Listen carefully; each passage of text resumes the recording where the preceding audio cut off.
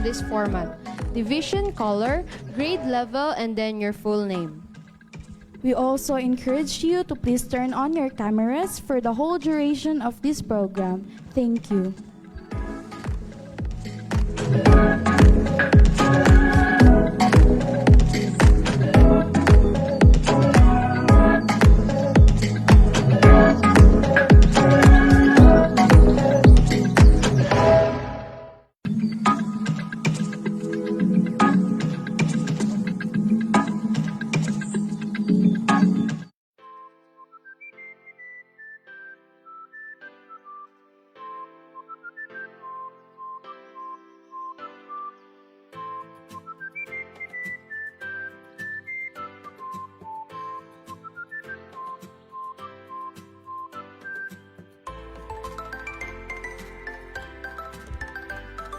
Let us start with our opening prayer to be led by Miss Marini Villacora, our SSC Grade 9 level representative.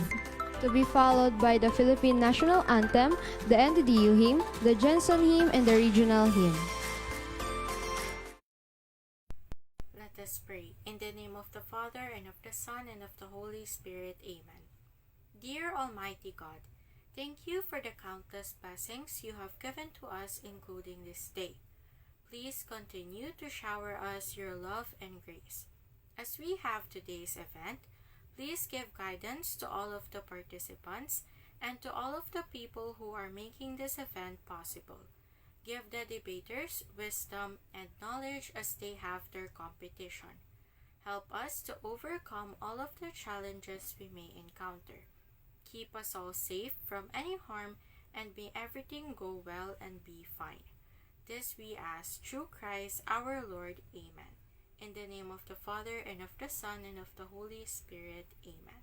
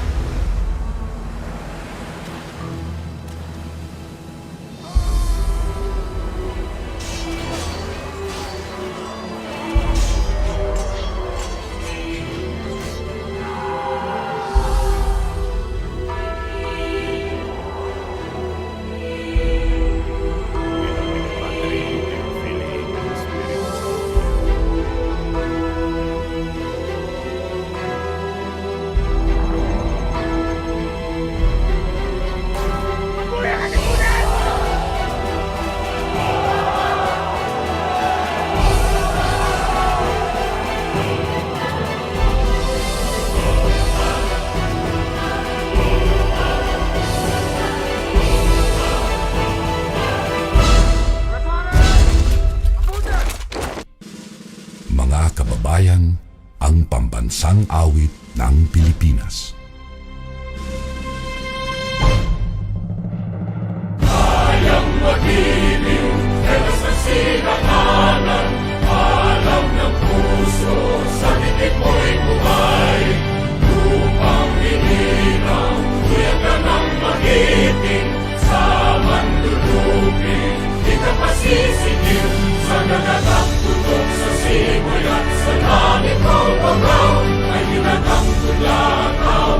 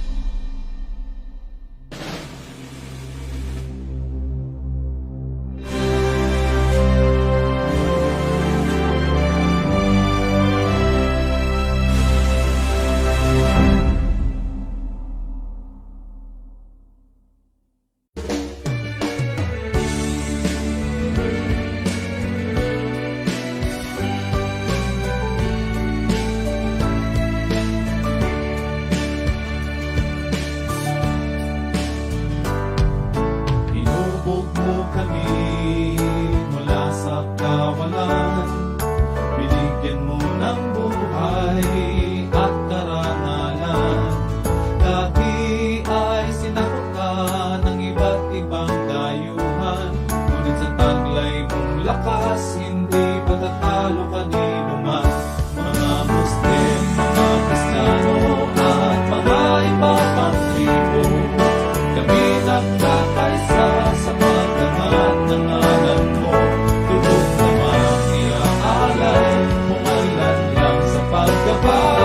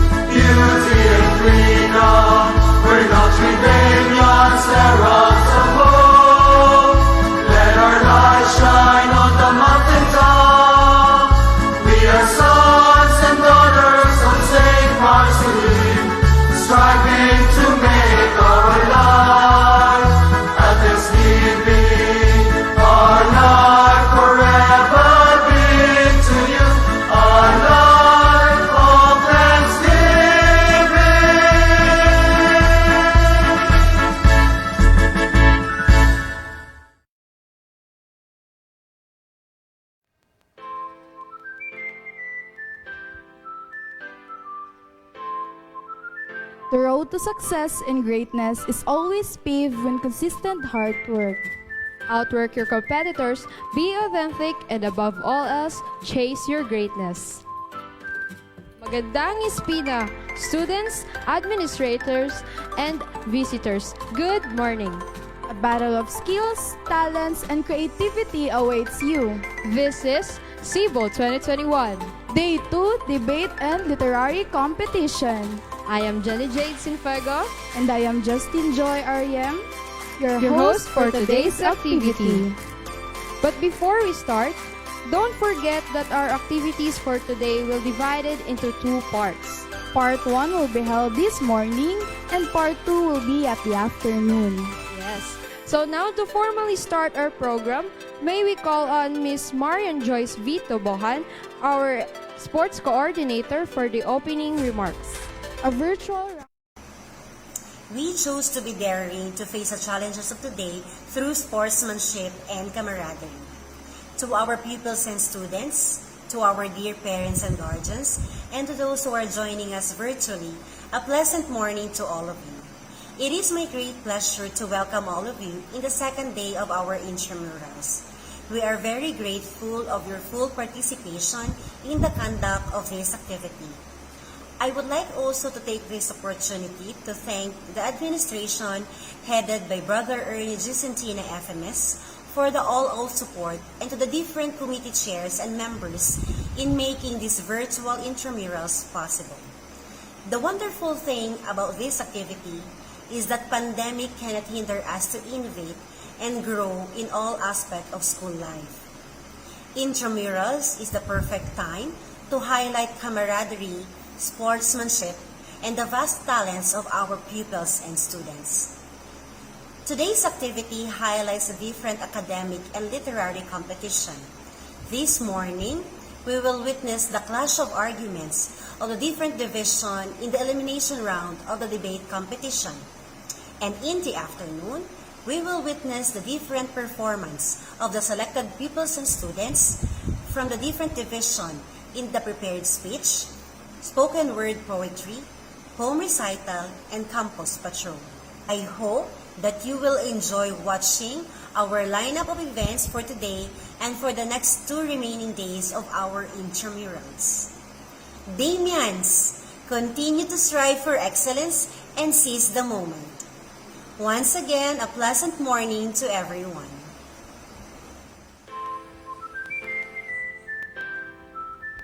Thank you for that wonderful opening remarks, Teacher Marian.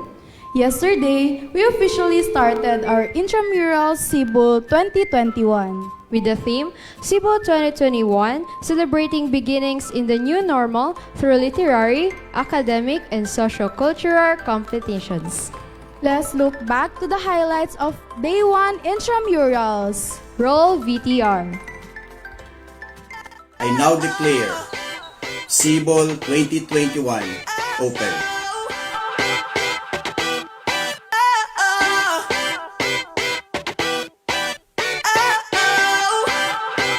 You gotta listen up. There's not a thing that I can't get from you. Boy, I don't need that much. How can I tell you what I wanna do? I've never needed you to give me things. I never needed gifts or diamond rings. All I ever need, all I ever need is here with you. There's a place where we can go, where it's always shining like the snow. Listen to your heartbeat, don't you know that I just wanna be with you? Baby, there is a place where we can go, where it's always shining like the snow. Listen to your heartbeat, don't you know that I just wanna be with you?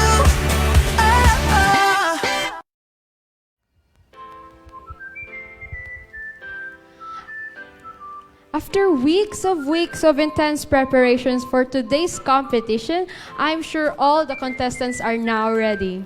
Can you give us your reactions using our hashtag hashtag Sibol 2021, and hashtag NDDU-IBED sa Espina. Comment down below, Maristas.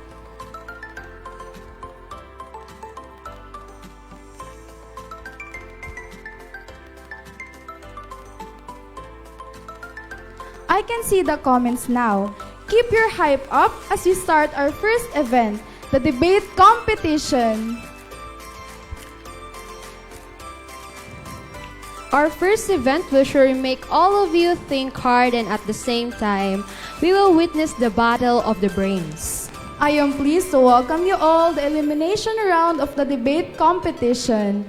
We will witness the skills and talents of our colleagues in debate. Let's now begin. The following are the guidelines, rules, and criteria for the debate. Debate competition high school category guidelines. The debate will happen via Zoom meetings and shall be broadcasted to Facebook. The 4 teams will be divided into 2 separate groups. The groups will have the debate between themselves. Thus, Team A versus Team B and Team C versus Team D. The topic, the groupings, and the house of the teams will be given a week prior to the day of the debate. The group shall consist of 4 members, 1 grade 9, 1 grade 10, 1 grade 11, and 1 grade 12 student. One of them will serve as a researcher. On the day of the debate, the participants are expected to come 10 minutes before the scheduled time. The participants are expected to wear a formal attire during the debate. The participants shall follow the flow of the debate given below. Failure to follow the guidelines above shall mean a 3-point deduction from the final score per judge. The decisions of the judge is final and irrevocable. Criteria for judging: organization and clarity, 25%. Use of argument, 25%. Use of cross-examination and rebuttal, 25%. And presentation style, 25%, with a total of 100%. The adjudicators will also award the following: Best Speaker and the Best Debater. Ladies and gentlemen, brace yourself as we start our debate competition. Let us welcome our debate adjudicators to formally start the competition. Our first adjudicator is a Bachelor in Secondary Education, major in English, graduated magna cum laude in 2006, Master of Arts in Teaching English in Ateneo de Davao University 2009, Doctor in Philosophy, major in Literary Criticism in the University of the Philippines, currently teaching Communication Development in New Brighton. Let us all welcome Mr. Eric Gerard H. Nembran. Our second adjudicator is our MAPE and English Subject Coordinator. Let's all welcome Mr. Reynaldo Tolete Jr. And our third adjudicator is our English teacher and sports coordinator. Help me welcome Miss Marian Joyce V. Tobohan. A virtual round of applause, please.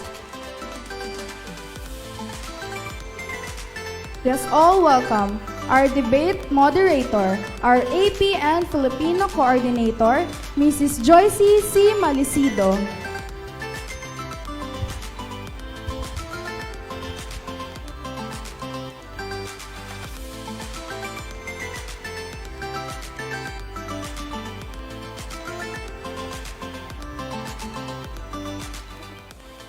Good morning, Maristas. Welcome to our debate competition 2021.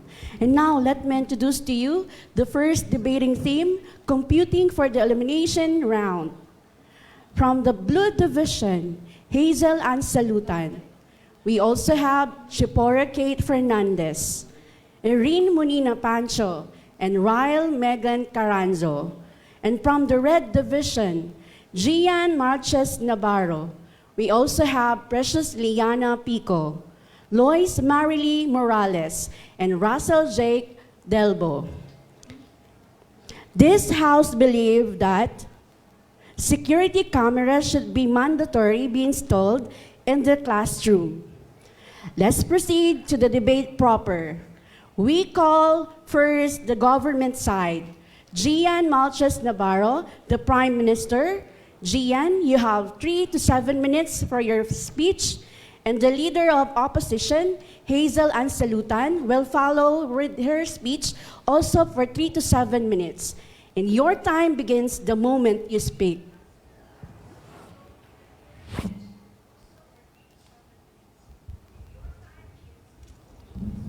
To our respected adjudicators, to my opponent and my teammates, ladies and gentlemen, good morning.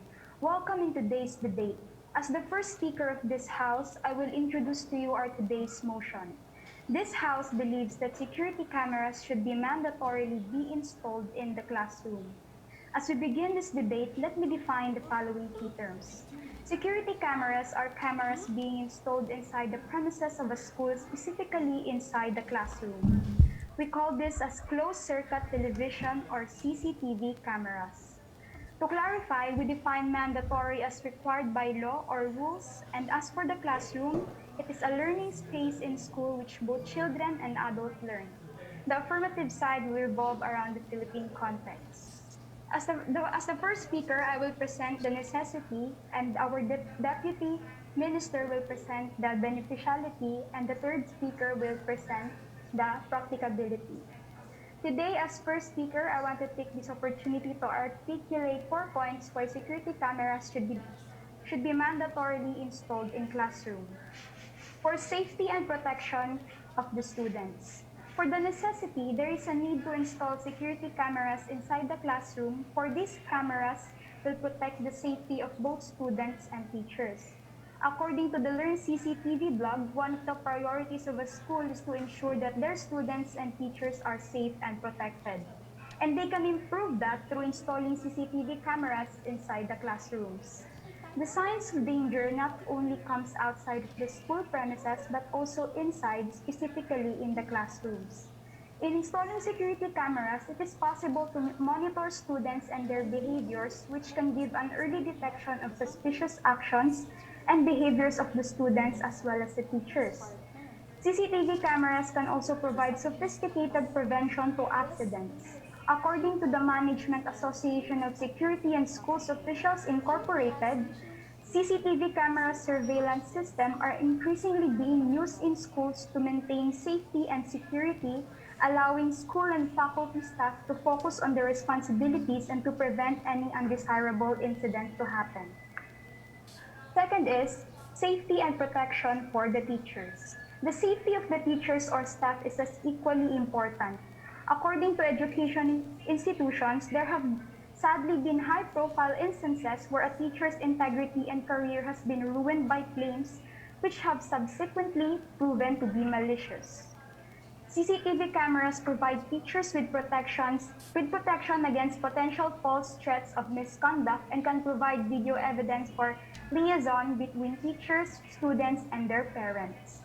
DepEd Undersecretary and spokesperson Annalyn Sevilla believed that cameras will protect faculty from students who might deliberately mispresent classroom confrontations and level false accusations. With support for personal alarm systems and panic buttons, teachers can rest assured that should there be an incident in the classroom that leads to them feeling intimidated, threatened, or at risk, help can be requested without leaving students unattended. Next is for emergency response. Schools are becoming increasingly aware of emergency situations that call for students to be evacuated in a timely manner. One circumstance such as earthquake and fire incidents, in situations like this, students might become separated from teachers and end up turning away from the safest evacuation route in the building. Security surveillance cameras will identify problem areas throughout day-to-day monitoring and allow schools to make necessary adjustments to ensure a quick and efficient evacuation. CCTV security cameras can be used to identify any students that are still in the building, should they need to be rescued by emergency services. It can certainly provide immediate response to emergencies and dangerous situations happening inside the classroom. Not only is the school concerned with the safety of their students, but also the parents. They expect their children's safety to be a priority. With installing CCTV cameras in the classroom, the parents will have a peace of mind and feel reassured that their children is in a safe and protected space. Lastly, remote discipline. The presence of a camera not only reduces the likelihood of a child cheating, but it also provides proof if they do. Cheating, napping, and arguing are just a few of the behaviors that might be seen on video. Aside from that, this may be a terrific approach for parents to show them what their child has been doing that is improper and displays negative conduct. As a result, the parents is able to remain active. In addition, here in the Philippines, the Department of Education already started the pilot classes where a number of 25 students are allowed in one room. And there is still the presence of the virus, and the school must ensure that their students are not interacting physically in their classrooms. So the 25 students against one teacher would make it hard to control them. This is why schools should mandatorily install security cameras because this can be a great help in remotely disciplining them. All in, security cameras should be mandatorily installed in the classroom as they improve safety and protection, can be a great help in terms of emergency evidence need situation, and especially for disciplinary acts. To end, I temporarily rest my case. That's all, and good morning.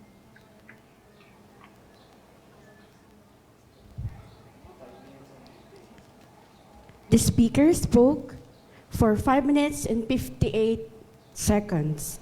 I thank the Prime Minister.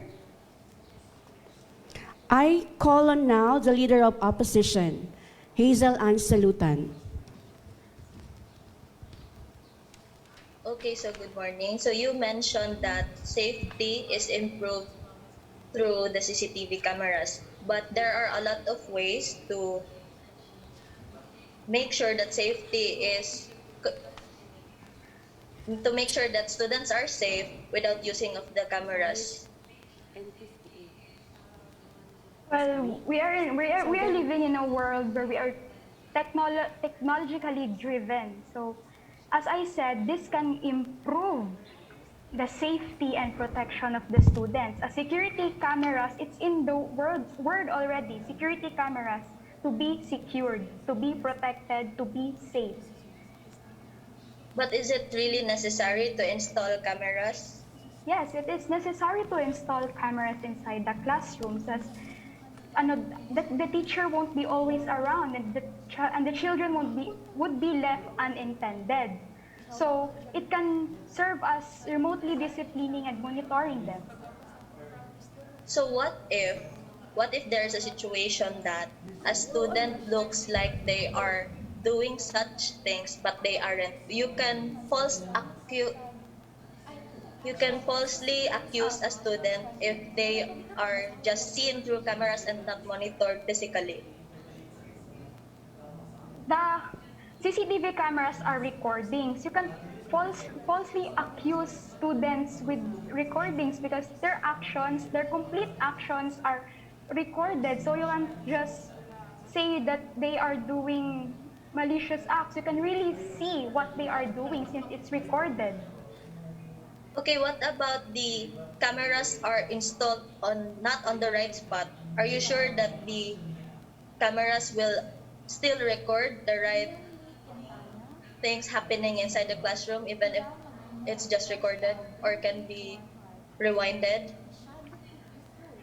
We are not just putting cameras on some place. We are putting cameras in a school, which is an educational institution.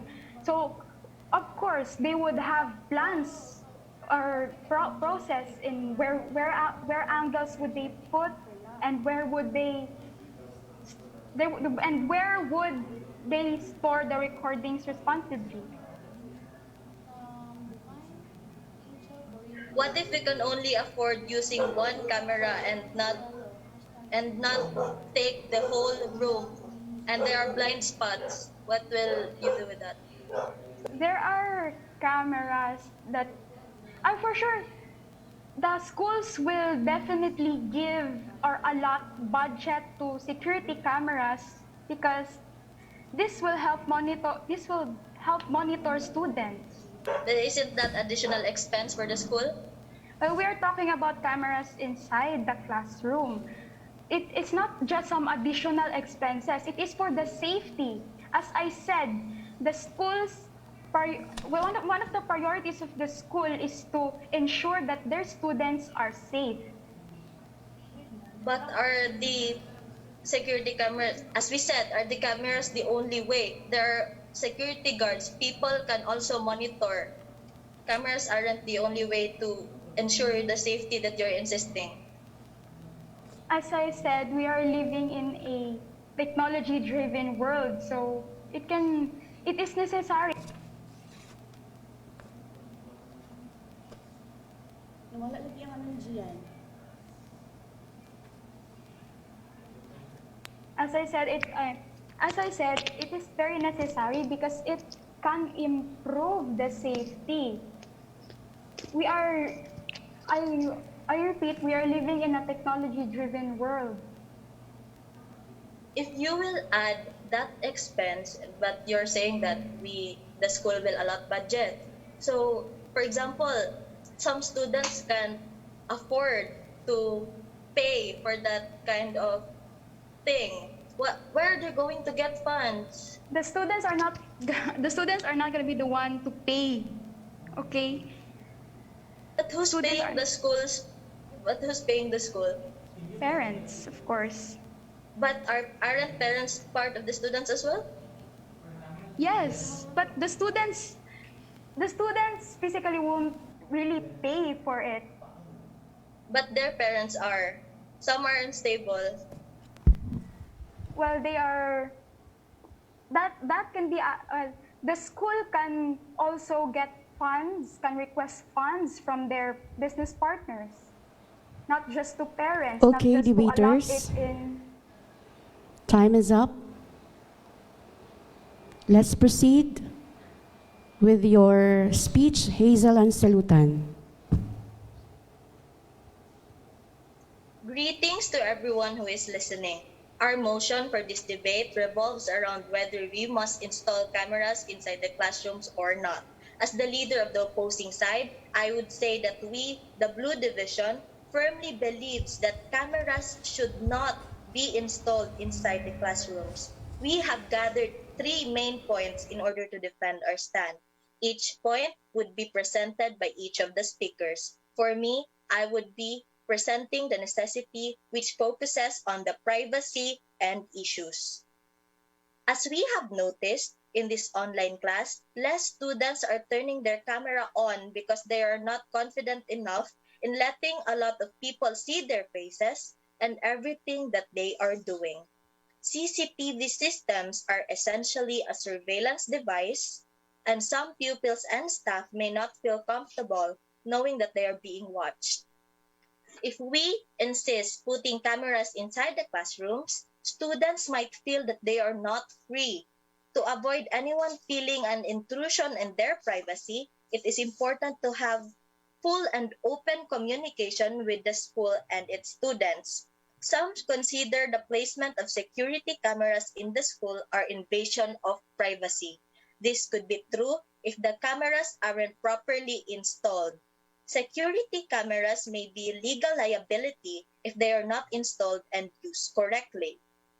School administrators must know how and where security cameras can be installed legally. Cameras can be used in areas where the students or staff members have reasonable expectation of their privacy, such as in the bathroom or locker room. And another consideration is about the presence of the in-school security cameras creating an environment of distrust, which may create problems instead of preventing them. Some see these cameras as the type of security measures that are used in prisons and inappropriate for schools. When students believe that they are not trusted and more restrictions are imposed on them, it is impossible that they will become even more divided and less focused in their study. In that matter, if you're so concerned about the fact that a crime might be done, I guess you're forgetting that we also mentioned that if we are not careful, putting cameras inside private areas can be a serious matter. In fact, according to the Republic Act of the Philippines, or RA 10173, the Data Privacy Act, any private matter needs to be protected, and that includes all of the recorded videos from the CCTV cameras. In that case, comfort rooms for men and women are under private places. Aside from the fact that these are private, the security cameras has no capacity to stop theft that is happening at the moment. If you're so concerned about the fact that there might be someone who would create crime inside these areas, do you really think that they would be going there knowing that there are cameras? That's why we suggest that instead of putting cameras inside the comfort room and other places, trigger alarms on those places should be installed and not cameras. This is low budget, but security is also for sure, and we temporarily rest our case.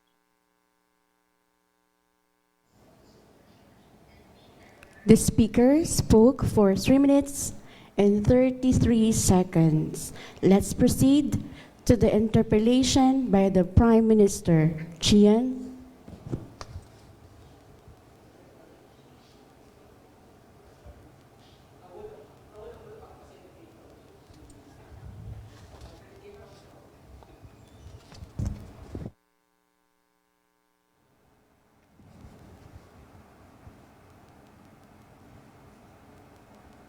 I apologize.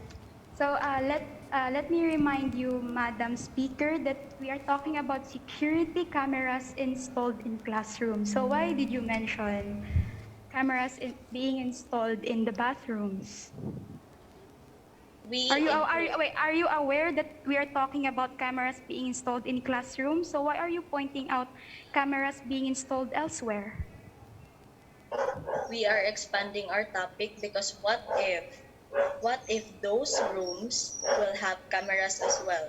Because assuming the fact that there are cameras inside the classroom, there would also be cameras in the bathrooms because you are so concerned about the security. Well, we are talking about security cameras being installed in classrooms, not elsewhere. And are you aware that big schools in the Philippines, like Brent and Ateneo, have security cameras inside their classrooms?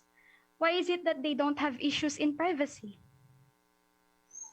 Okay, so again, we also mentioned the bathrooms because it is you also who stated that security is the primary concern.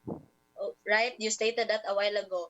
And things happen where we cannot predict it. We can still consider bathrooms as part of the school premises. Yes, it's part of the school premises, but we're talking about classrooms. You are so concerned about the security, but you're just focusing on the classrooms. Yes, because the topic is all about installing cameras in classrooms. But isn't bathrooms part of the security ones as well? Okay. Okay. Madam Speaker, remember, guards are not allowed to get inside the classroom. So how will you argue on that? How will they monitor children inside the classroom? Teachers won't be always present. How will you argue on that?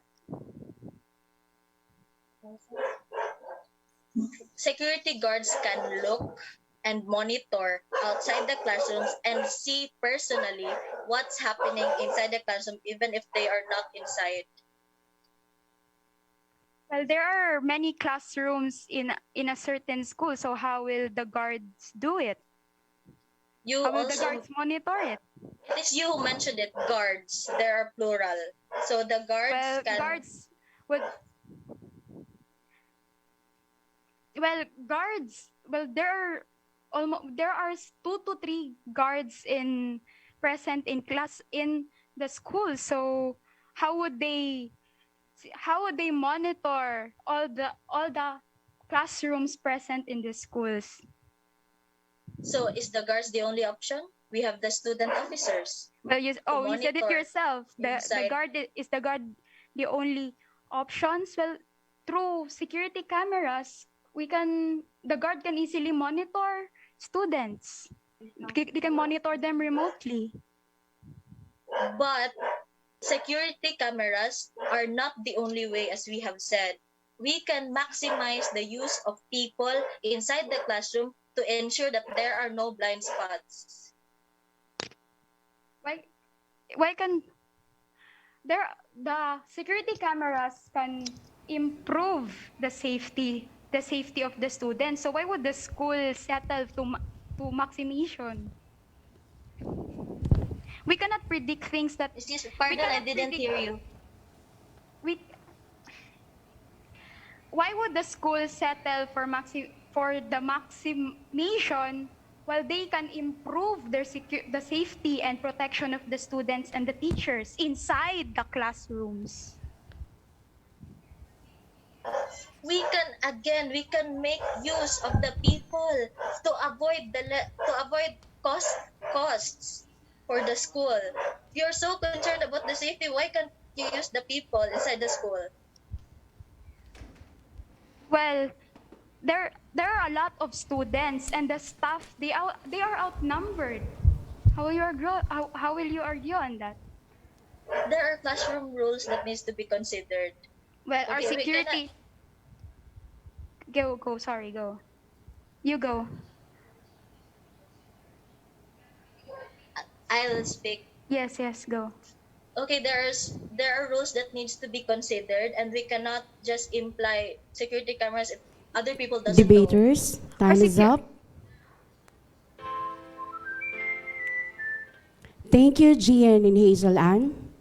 Now let's call the Deputy Prime Minister, Precious Liana Pico, to advance the argument of the government side. Precious, you have 3 to 7 minutes, and the Deputy Leader of the Opposition, Shipora Kate Fernandez, will follow with her speech for another 3 to 7 minutes.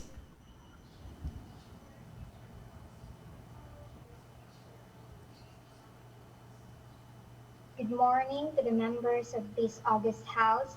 Today, we are being challenged with a proposition that this House supports security cameras be mandatorily installed in the classroom. The Prime of this House presented to us the necessity of installing security cameras inside the classroom. I, as a Deputy Prime Minister of the government side, will present to you the benefit of installing security cameras inside the classroom. And to my second argument, installing security cameras can be beneficial to the students, parents, teachers, staffs, and administration. The benefits of the student will get are they will be able to catch up to the classes that they've missed. They can simply request access to the recordings, but there should also be setting up of limitation such as ensuring that the recordings will be held responsibly. Also, the students can atone when they are in a situation where they are being mistreated by the teachers.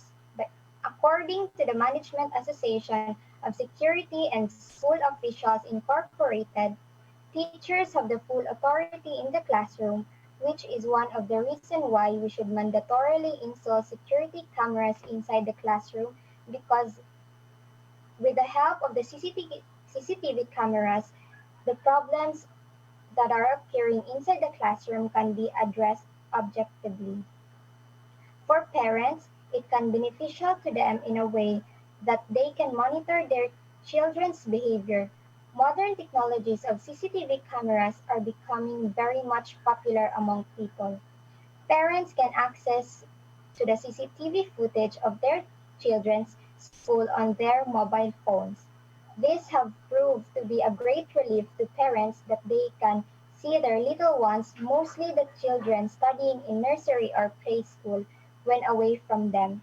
It is very much understood how much parents are concerned about their little children when they have to separate from them. This is why we should install security cameras inside the classroom as anything can help even if inside the premises of the school. Students have the ability to hurt each other given the fact the teacher will not always be around. For example, bullying and inflicting pains towards their classmates. Parents have tended to be largely supportive of cameras in the classroom as long as the privacy issue well managed. For teachers, staffs, and administration, according to education institution, there have sadly been high-profile instances where a teacher's integrity and career has been ruined by claims which have subsequently proven to be malicious. DepEd Undersecretary, the spoken person Annalyn Sevilla, believed that cameras will protect faculty from students who might deliberately misinterpret classroom confrontation and level false accusation. According to Nina Corpus, CCTV cameras can help teachers gain feedback to improve their teaching skills. In addition to the playground, school use CCTV in the classroom. This is being put up in some cases with the cooperation of staffs, parents, students to help handle issues such as bullying and to quickly and accurately resolve charges brought by students against instructors. There have been several disputes regarding whether or not adding CCTV into classroom is ethical, but there have unfortunately been high-profile cases where teachers' characters and career have been harmed by charges that have later been revealed to be dishonest. As previously stated, schools are supported to be safe and secured for all students, with the primary focus being on the students' personal growth rather than worrying about safety and security threats. A school with CCTV system and constant surveillance will provide students, teachers, and parents with peace of mind of alleviating the stress and worry associated with antisocial behavior, intrusion, and act abuse and violence. To end, I temporarily rest my peace. The speaker spoke for 4 minutes and 52 seconds. Now let's proceed with the interpellation by the Deputy Opposition Leader, Shivora. So, good morning to all. Hello, Pico. You have mentioned that they can catch up classes missed through security cameras. So, what if there is a brownout that is gonna happen during classes? What is your solution to that problem? What if there is a brownout and the security cameras stop rolling? What is your um, solution to that mishap?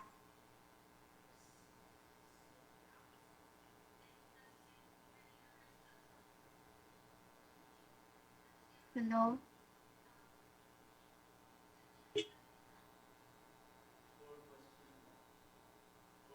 Hello? Pick up, Deputy Leader.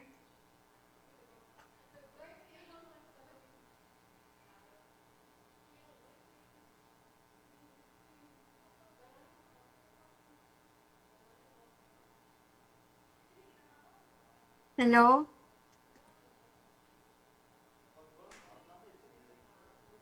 Sorry. For your question is oh,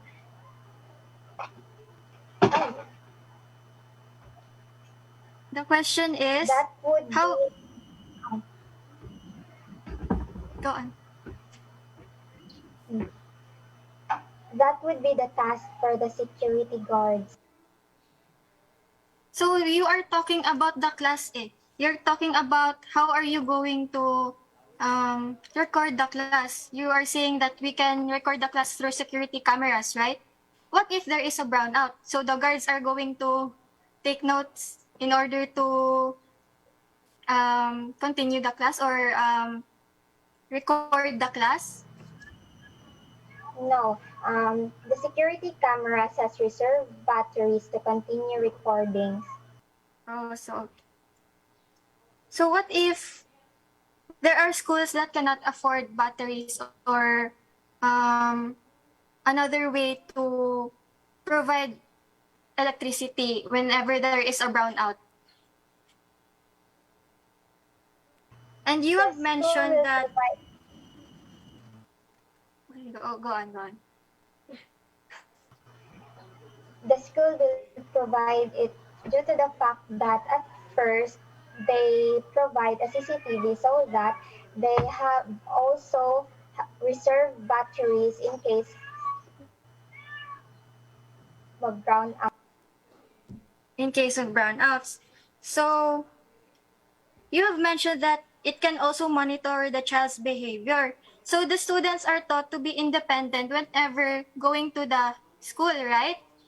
We are taught that we should be not relying on security cameras or and only rely within ourselves to um, act efficiently whenever there is a class.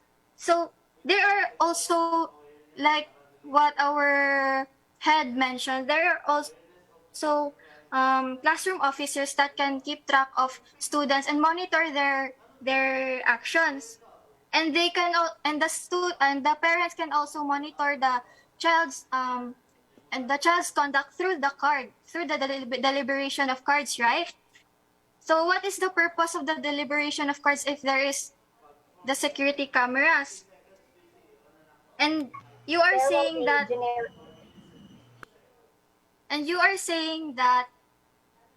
the parents are the ones who can benefit from this, right? The security cameras, so they can be they can have peace of mind whenever their students their children are going to school. So I don't get your point there because the students are the ones who are going to school. The parents should be able to trust their children because that is when they can teach their children to be independent and be trustworthy, right?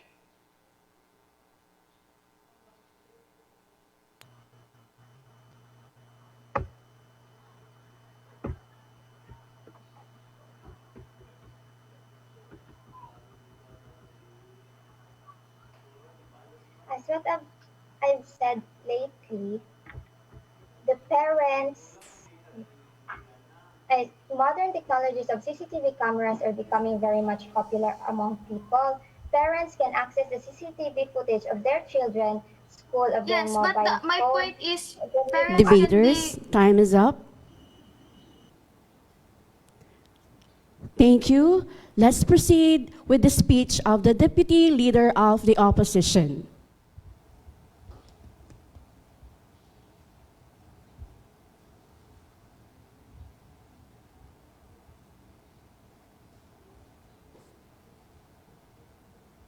Good morning, adjudicators, and to my fellow debaters. I am here to expand more the point of the opposing side. It is more beneficial to not install cameras inside the classroom. If we won't install the cameras inside the classroom, the cost would be saved as well. Aside from being expensive, security cameras needs to be properly installed and maintained. If we would only focus on the security and not the cost, it would be a huge problem. Yes, some may say it is much better to spend for the safety, but are the security cameras the only way to be safe? Do we need to spend money just to have cameras? Is it wants over needs? Schools are often large establishments and this will require multiple cameras and devices to set up an effective and high quality CCTV system. The cost of purchasing and installing security cameras is expensive. Maintaining, operating, and monitoring them is an additional expense. Each camera in the Philippines mostly costs from 400 to 11,000 pesos, depending on the quality, according to the iPrice.com, an article of theirs. Now let's say, for argument's sake, that we were to put one security camera in each classroom of Notre Dame IBED Espina campus. For example, each camera costs 1,000 pesos because you want high quality cameras, right? So you would be able to see students and what they're doing. There are 11 classrooms for elementary and 10 classrooms for junior and senior high school. Overall, it would cost 21,000 pesos to provide the cameras alone. Labor of installing and monitoring cameras not included. There are also many threats surrounding security cameras. these security cameras are also prone to hackers. As technology advances, like you said, hackers also get smarter in doing bad things. It would cost more just to repair mishaps like these. It is much costly to install cameras, considering that we are in the midst of the pandemic, or if we are back in face-to-face classes even, parents are still struggling in sending their kids to school. What makes you think that it is still effective to put cameras in classrooms? So, with that being said, we cannot always afford cameras in school establishments, considering that there are many classrooms. And if you even add the faculty, you can cost, it can cost much. And we temporarily really rest our case. The speaker spoke for 3 minutes and 8 seconds. Let's proceed with the interpellation by the Deputy Prime Minister. So, will you change the cost of cameras then to improve the safety of students and faculty teachers? Since you are talking about the security of students, you want the best for them, right? For argument's sake, let's say that you want the best for the grade 5 students. So you would bring out a lot of money just to put on cameras. So it is very costly and we do not recommend it. Plus, there are many ways to ensure the safety of the students. There's officers in the classrooms that can be the eyes of the teachers whenever they are not here. And there are security guards in the the the what do you call this? There are security guards.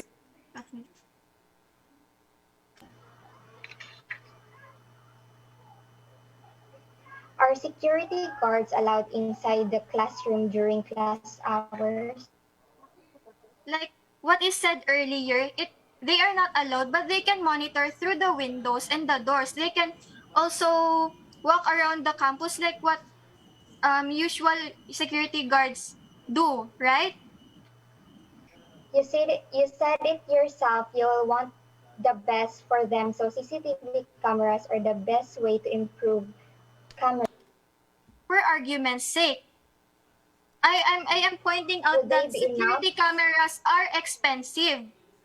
They are very costly, and our parents are struggling to send us to school, and you suggest that we should put on cameras for the safety. There are already security guards, and there are already faculty members, and there are already officers in the classroom that can keep track of what the students are doing. Hmm. Would they be enough, and would security guards enough? The task of paying the cameras is up to the school. If anything, security guards are the ones who are more efficient than security cameras, because security cameras can only film, while security guards can can actually do something in the midst of the bullying or the mishaps But the, happening. but the security guards cannot go inside the classroom, and not most of the time they can visit us, and they can, as what you've said lately, they can watch us through the windows, but not most of the time they will go to us, they will monitor Like to I us, they will said, focus security on the gate and the like I said, there are classroom officers that can do something also. So what is the use of classroom officers if they cannot maintain a peaceful classroom? they will still have a peaceful classroom. The use of CCTV cameras inside the classroom is that not all of the students are honest, so that if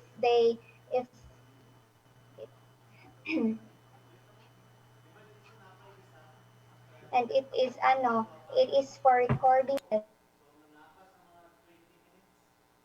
I'm sorry you got interrupted there. I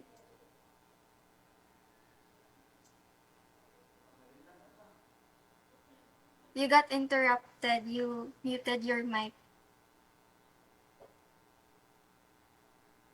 If you're talking about the honesty of students, then it is a perfect opportunity to teach them about honesty.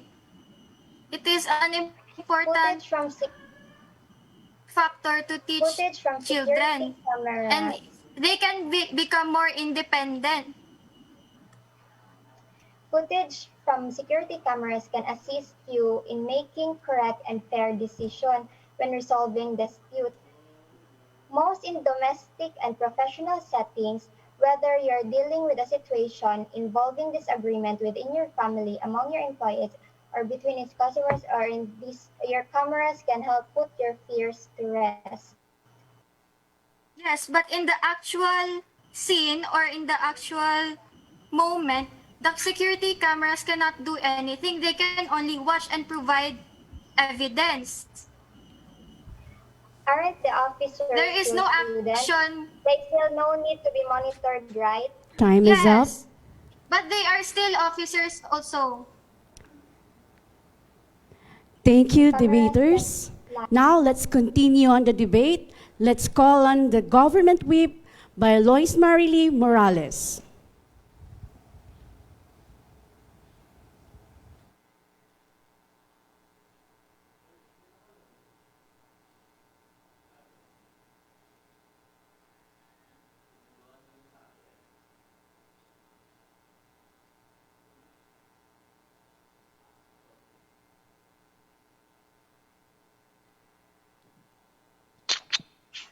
Good morning to the members of this November House. Today we are being challenged with the proposition that this House supports security cameras be mandatorily installed in the classroom. My previous teammates had presented to you the necessity and the benefits of installing security cameras inside the classroom. We in the government side strongly agree on this proposition. In view on the practicability side, we in the government side strongly support this.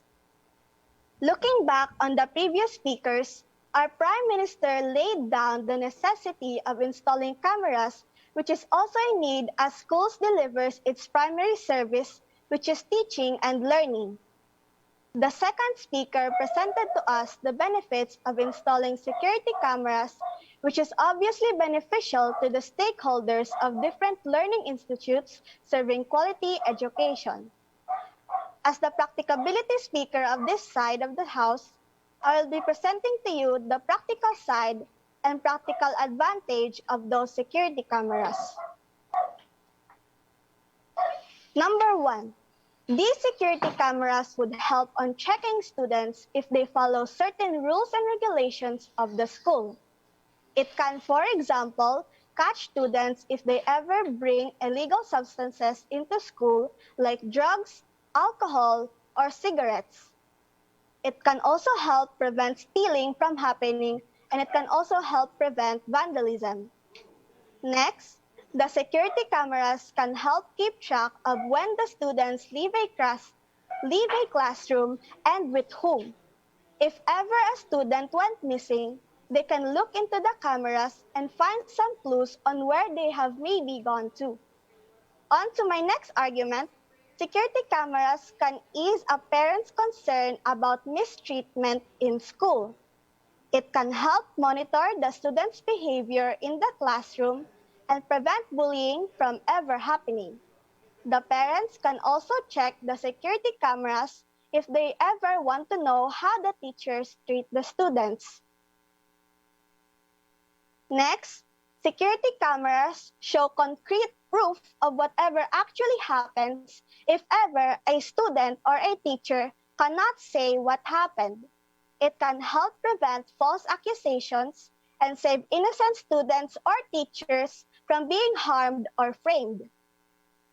And then, security cameras can also serve as a way to respond to emergency situations faster.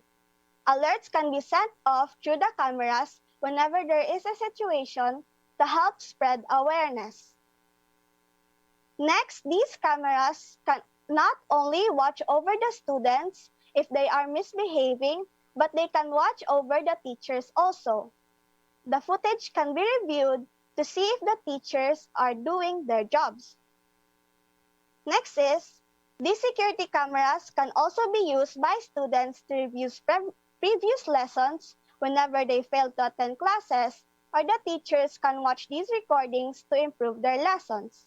Overall, security cameras can help make a safer environment for both students and teachers. To end, I temporarily rest my case. That is all. Good morning.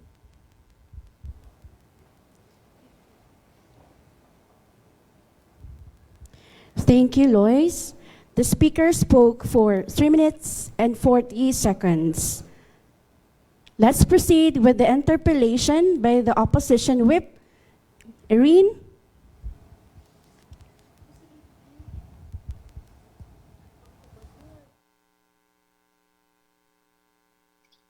Good morning. Instead of using Erin Pancho, we will have Ryle Caranzo for the substitute.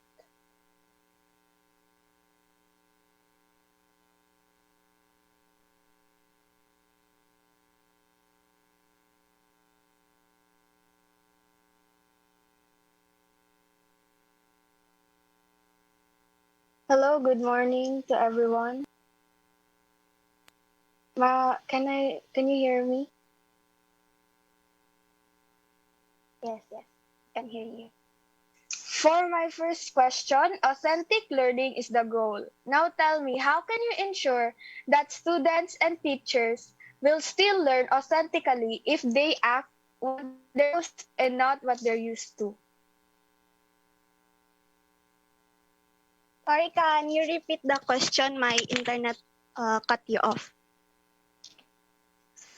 Authentic learning is the goal. Now tell me, how can you ensure that if students and teachers will still learn authentically if they act what they're supposed to and not what they're used to?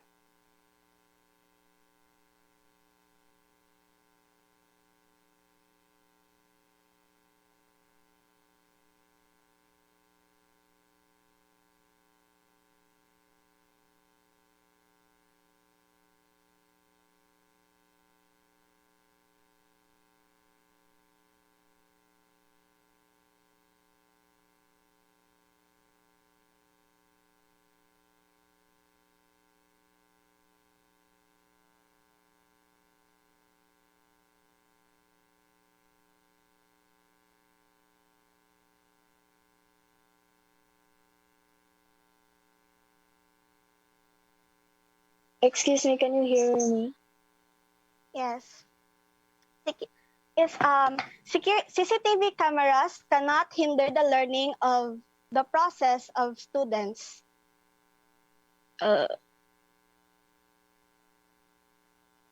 What if they are pressured to learn?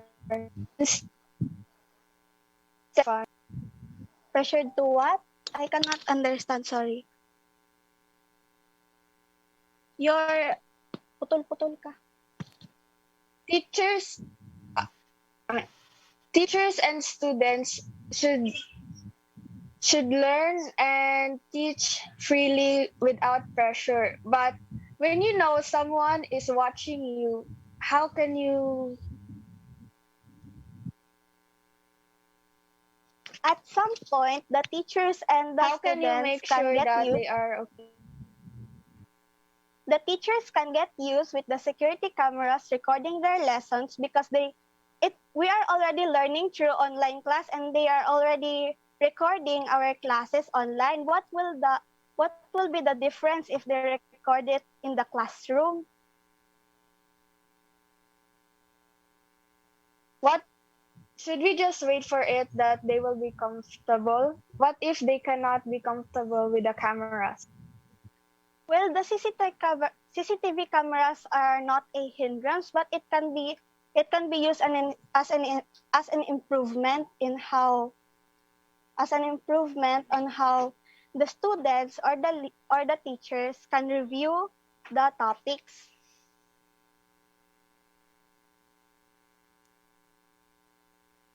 We watch.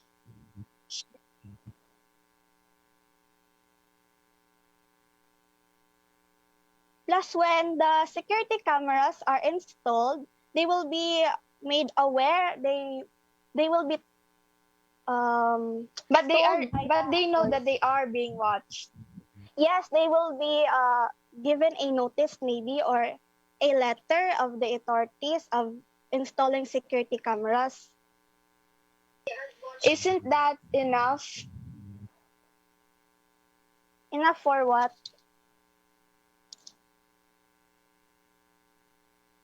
Isn't that they are pressured enough? No, the security cameras will not be that much of a difference in the classroom. But again, they know that they are being watched. Yes, they know that they will be watched. And because they are being watched, it can prevent malicious acts from happening, like stealing and vandalism. If the students know that they are But do being you watched, think that will the be prevented. stealers, the stealers would make the crime or steal something when they know that Time there is is up. a CCTV? Thank you, debaters. Let's proceed with the speech of the opposition whip. Megan, you have 3 to 7 minutes. Okay, good morning, teachers, students. For the third point is outsmarting the cameras. Once cameras are installed, for sure students, faculty, and parents would know. Because of that, some may change their modus operandi, which would complicate things out.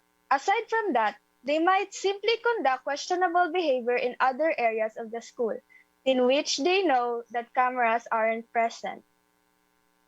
As counterintuitive as it may sound, classroom security cameras have been shown to increase the amount of crime in a school setting, excluding property damage. According to National Center for Education Statistics, the places where crime occurs the most in school areas are restrooms, cafeterias, and stairwells. In 2017, of students who reported being bullied at school, 43% reported being bullied in the hallway or stairwells in schools. 27% reported being bullied in the cafeteria, and about 12% reported in the bathroom or the locker room. Not only are they expensive and expressive, but cameras are actually increasing the disciplinary issues that the school needs to handle. Another big consideration is that violence is more likely to take place in hallways, bathrooms, and stairwells, rendering classroom cameras ineffective. Cameras may also contribute to the school prison pipeline effect, where harsher punishments and zero policy tolerance actually up the overall crime rate. There are also cases that students might be wrongly accused based on the video captured. Depending on the angle, distance, obstruction of the camera, or not worse than the real incident. For example, when one person touches another, videos does not capture the force or pressure applied. The student can be punished severely because of the misinformation. The volume of crime in the Philippines has dropped in 2017, data from the Philippine National Police show.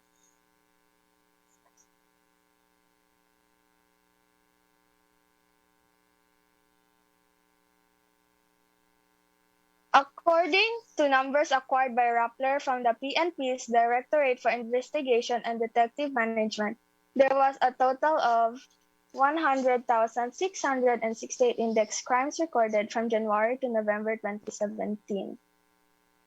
Ano?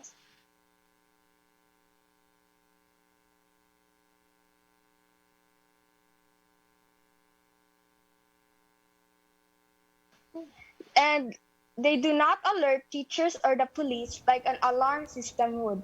This means that you will incur losses even as you run to the court, make insurance claims, and reorder stolen things, which may no longer make you feel absolutely safe and even cause you to lose faith in them.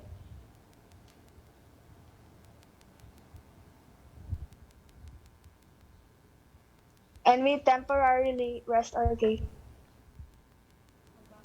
The speaker spoke for 3 minutes and 30 seconds.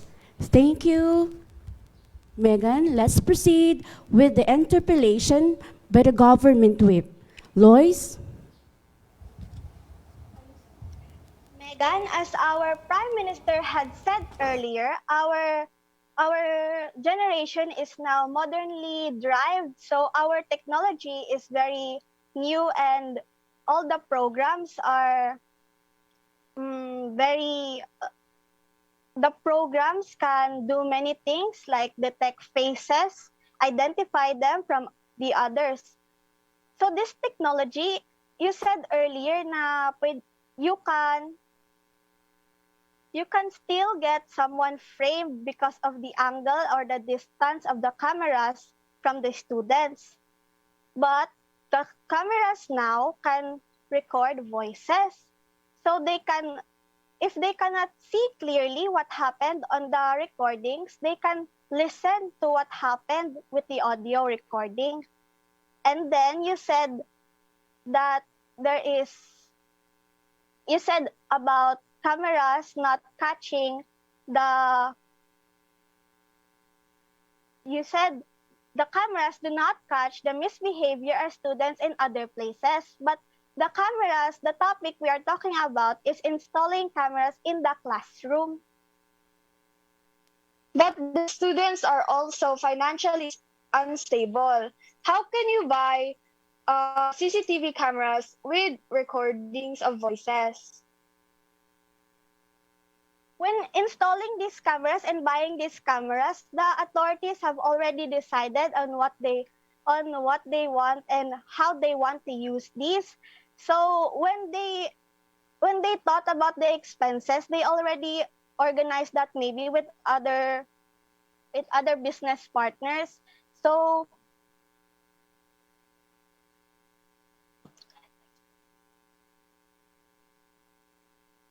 who monitors the camera? Teachers? They are also busy on classrooms in teaching. The ones that monitors the cameras are the guards, the security guards. They can just sit down in one place and view the students in every classroom and watch over them whenever they are left behind by the teachers. What if the school doesn't have that kind of cameras? Not all schools can provide a hectic camera, complete camera system. It is mandatory. Yeah, but where would you get the money? The school can find a way to provide. That is the school's task. So you're saying that our cost, our tuition can add up or be affected. The teachers can find other place. The school can find other places to get their expenses from, not only from the tuition of the students.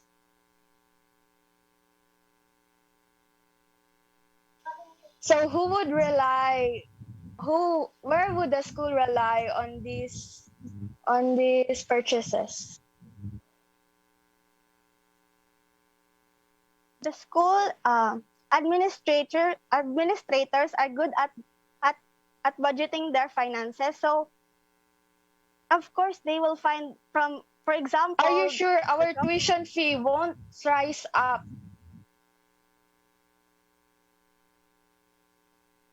No. Yes. Yes, I'm sure.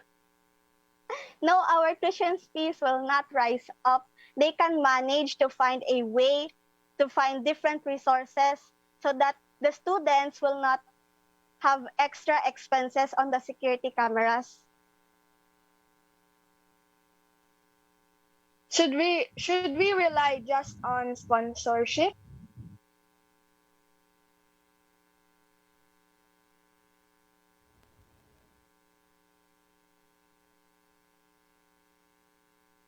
There are a lot of cameras to be monitored. How can 2 or 3 guards monitor more than 20 cameras? Guards have design posts to attend to. And private They can schools have are not government-funded institutions.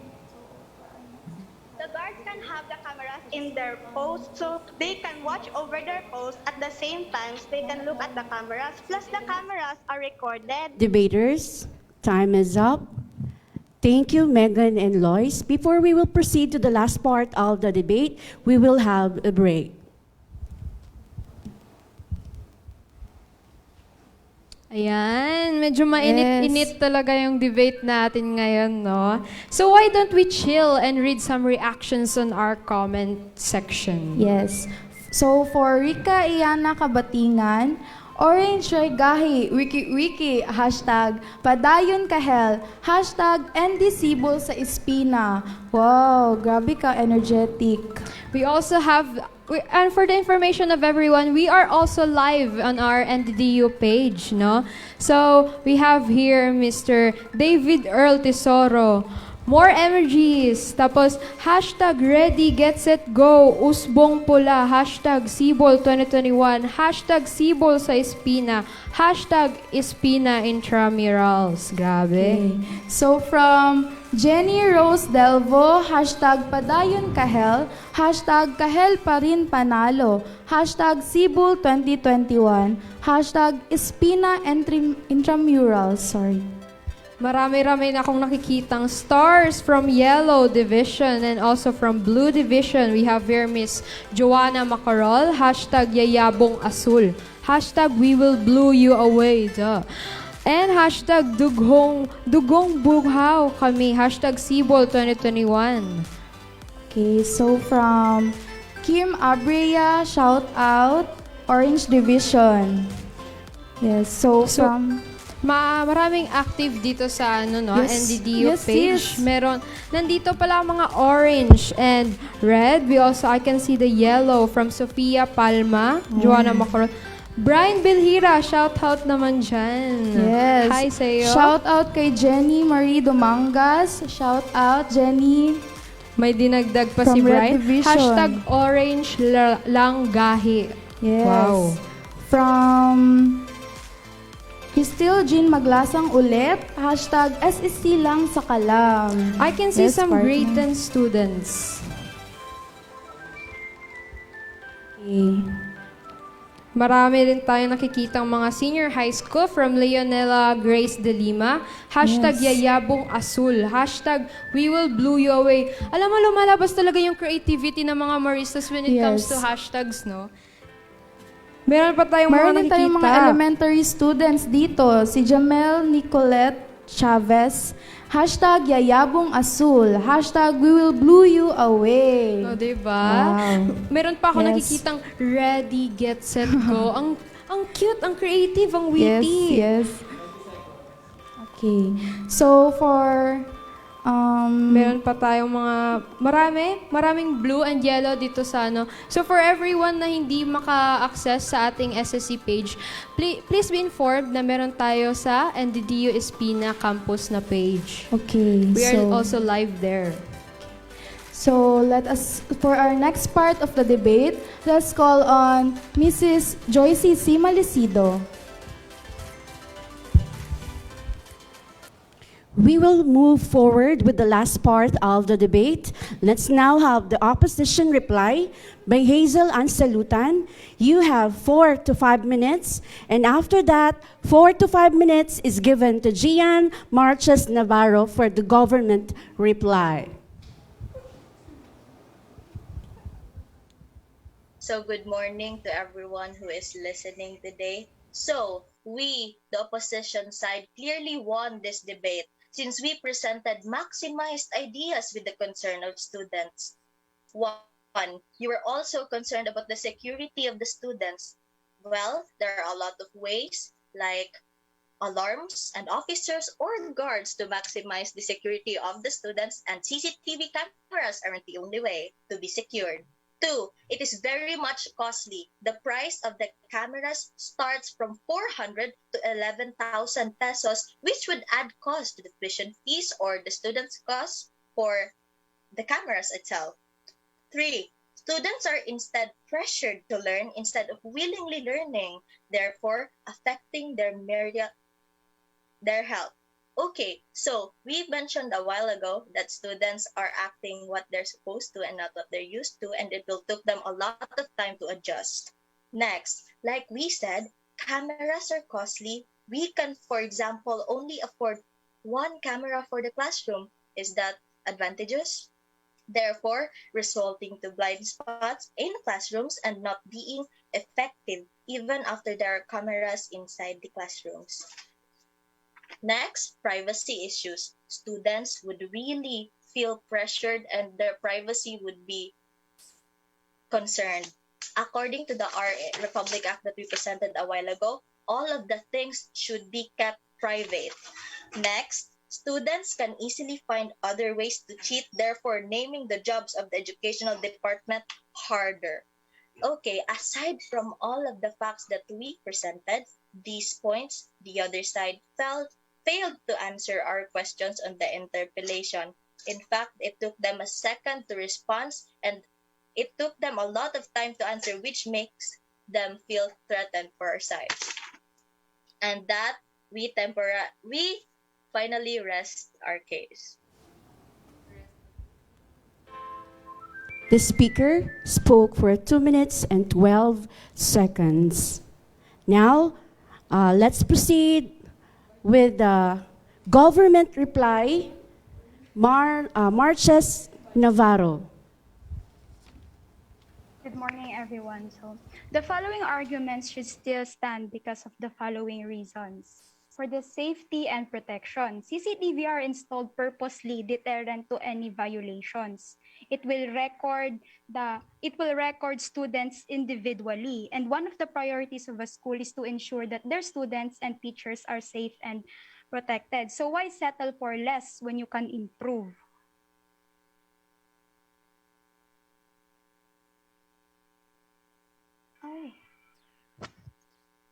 Also, there are circumstances such as earthquakes and fire incidents. In situations like this, students might panic and students be left in the classroom. So with the help of the surveillance cameras, we can detect and provide immediate response to this kind of emergencies. Also, not only is the school concerned with the safety of their students, but also the parents.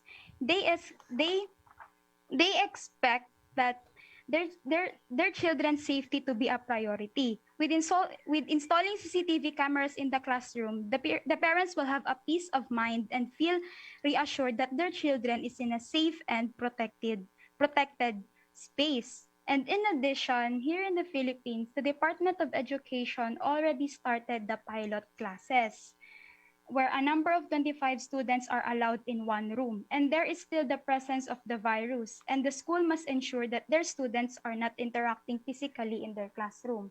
So 25 students against one teacher would make it hard to control them. This is why schools should mandatorily install security cameras, because this can be a great help in remotely disciplining them.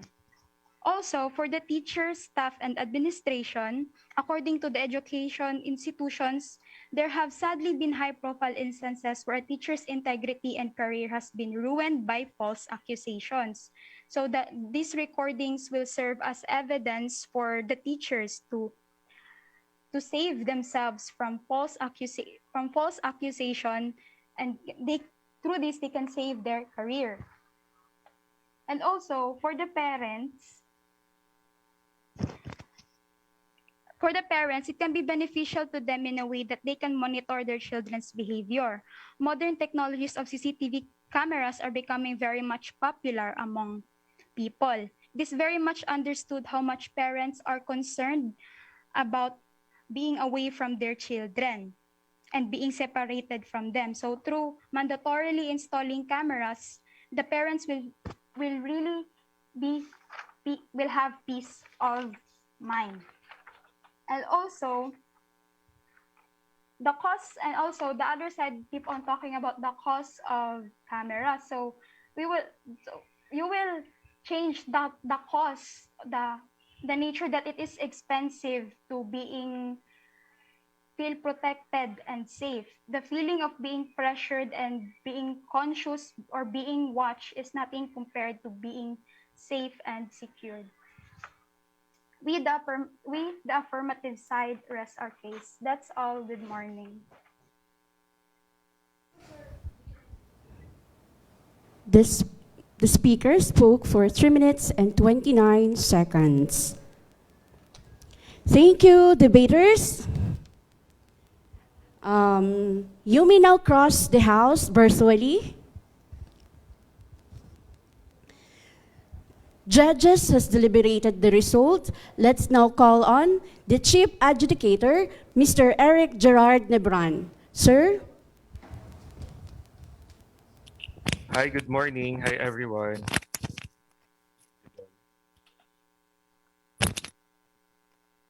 Can you hear me?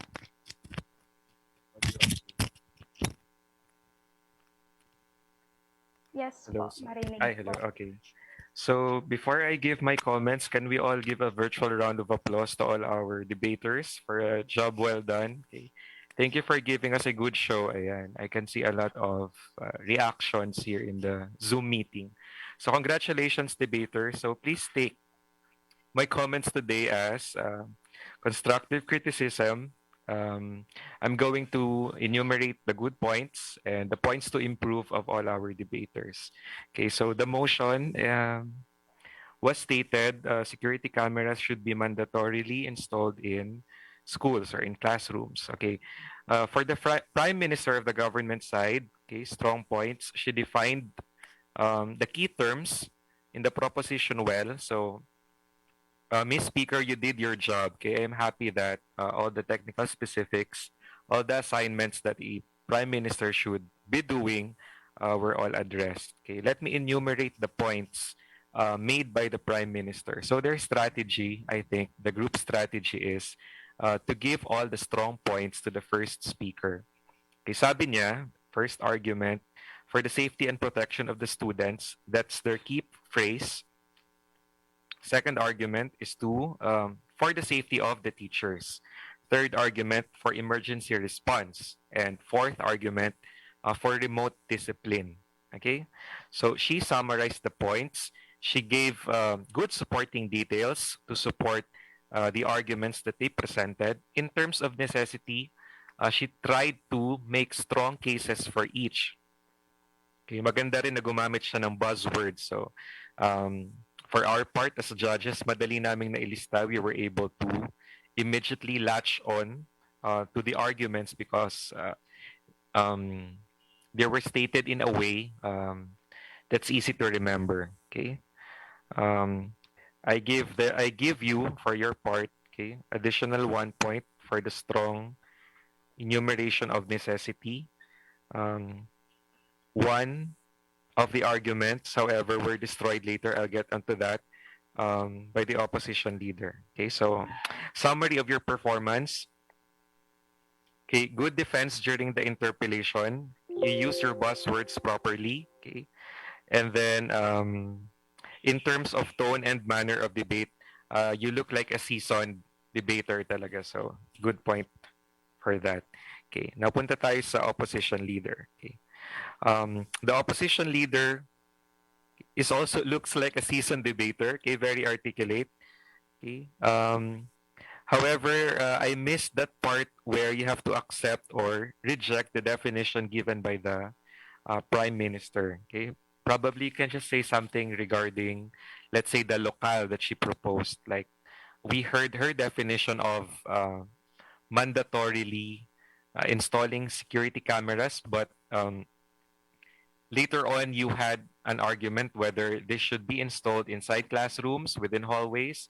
Does that include the comfort rooms? Okay. This could have been prevented if you challenged her definition. Okay. You challenged some parts of the definition that she proposed. Okay. So you had good counter arguments too.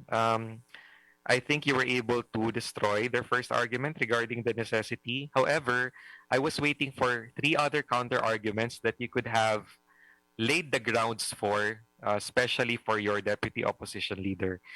She raised kasi equally important points, three other points that you could have addressed. Okay. For example, there was a point raised regarding malicious claims made to teachers. Okay, so I felt that there was lacking response to that. Okay, also regarding emergency response, um, it remained standing because there was no strong opposition against it. Okay.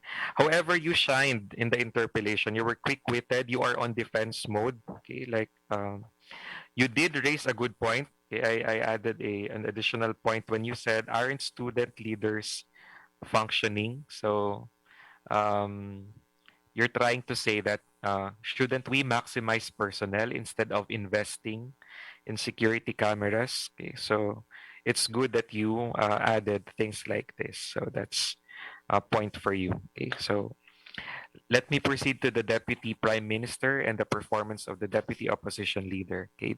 The Deputy Prime Minister was in charge of giving the groups beneficiality. Okay, so she emphasized some of the arguments presented by the Prime Minister. So, for example, um, the beneficiality of catching up with lessons, especially if there is a recording. Okay, parents monitoring their children's behavior. Okay, also, she emphasized protection for teachers, okay, which again, um, this is a strong point that remains standing for the government side because the opposition seemed to carefully navigate their way around it. Like there was no, kumbaga, strong effort okay, to destroy this argument. So parang nag-latch on kayo, opposition, dun sa first nila na case, which is the necessity of installing security cameras. Parang dun kayo nag-center for the students' sake. Okay? Um, so the DPM did her job for maintaining the necessity and beneficiality of the keyword surveillance. Okay, so good support. Your strong point, Deputy Prime Minister, is that you supported well the Prime Minister's points. However, okay, you were demolished by the Deputy Opposition Leader during the interpellation. Okay, partly because she was on offensive mode. Okay, like the deputy opposition leader really bit into the arguments you presented and she did not let go. Okay, metaphor. Okay, so I suggest that you be more aggressive and then try not giving too much time to the deputy opposition leader. You actually have the control during the interpellation process. Like you can choose to cut her if she's digressing or she's extending her time, you can say that's enough. Okay, I have another question. Let's move on to the next one. Okay. You did raise strong points, DPM, regarding interruptions, especially in terms of economic concerns. So that's a point for the government side. Okay, let me go to the deputy opposition leader. She's in charge of giving the non-beneficiality of camera installation. So again, this was the part when I decided, the argument of the government side regarding necessity is completely destroyed by the opposition because again, they have strong counter arguments, cost efficiency, maximization of personnel. Okay, good offense. Okay, very articulate deputy opposition leader. Okay, you shine during the interpellation process, and also you did raise another point that I gave to the opposition. That is in terms of authenticity. Like may concept kasi tayo ng ng panopticon ni Michel Foucault, 'di ba? Sabi niya na um, when maintaining discipline to the masses, the kind of force that you give them need not be visible. So that panopticon idea is actually used in prisons, hospitals, and the academe. The way that the physical structures of schools, like in the classrooms where teachers are in the center and surrounded by students, follows Michel Foucault's panopticon. So this is alluded to by our deputy opposition leader when she asked if we're striving for students to become, let's say, developed people, shouldn't they be given the freedom to move around without giving careful surveillance and power to authorities? Okay, what happens when parents and teachers can readily monitor people? Doesn't that decrease freedom? Okay, so ang ganda nung exchange ng opposition leader and deputy prime minister sa part na yan. So I gave 1 point to the opposition. Okay. She said cameras also are not deterrent. Okay, so I think the argument of the government side regarding emergency response and security, there was an effort to demolish that by the deputy opposition leader. Sabi niya, crime and hazards and disasters are not prevented by security cameras, di ba? Like it just provides a recording or an account of events, but it does little to actually prevent crime from happening, okay, or prevent a disaster from happening. It could even get destroyed in a fire or an earthquake. So ayan. Pero part lang yung binigay ko na point doon because actually the main argument of the government side is for emergency response. It actually helps during disaster. So you could have mentioned na ano, kaya ano bang nagagawa ng camera sa lindol, sa actual na lindol, sa actual na fire. Okay. So yun. Okay, so malapit na to. Punta tayo sa mga whip. Okay. The whip should actually be the highlight of the debate because they are called the whip. Okay, the metaphor of the whip is they should be cracking. Diba? Dapat hinahagupit nila yung kalaban. Like, they are out for blood dapat. Okay, but I think okay, our government whip and our opposition whip were a bit, what do you call this? Okay. I'm looking for the word. Okay. Oratorical, no? Hindi. Charming. Okay, yun. They were a bit, they come off to each other a bit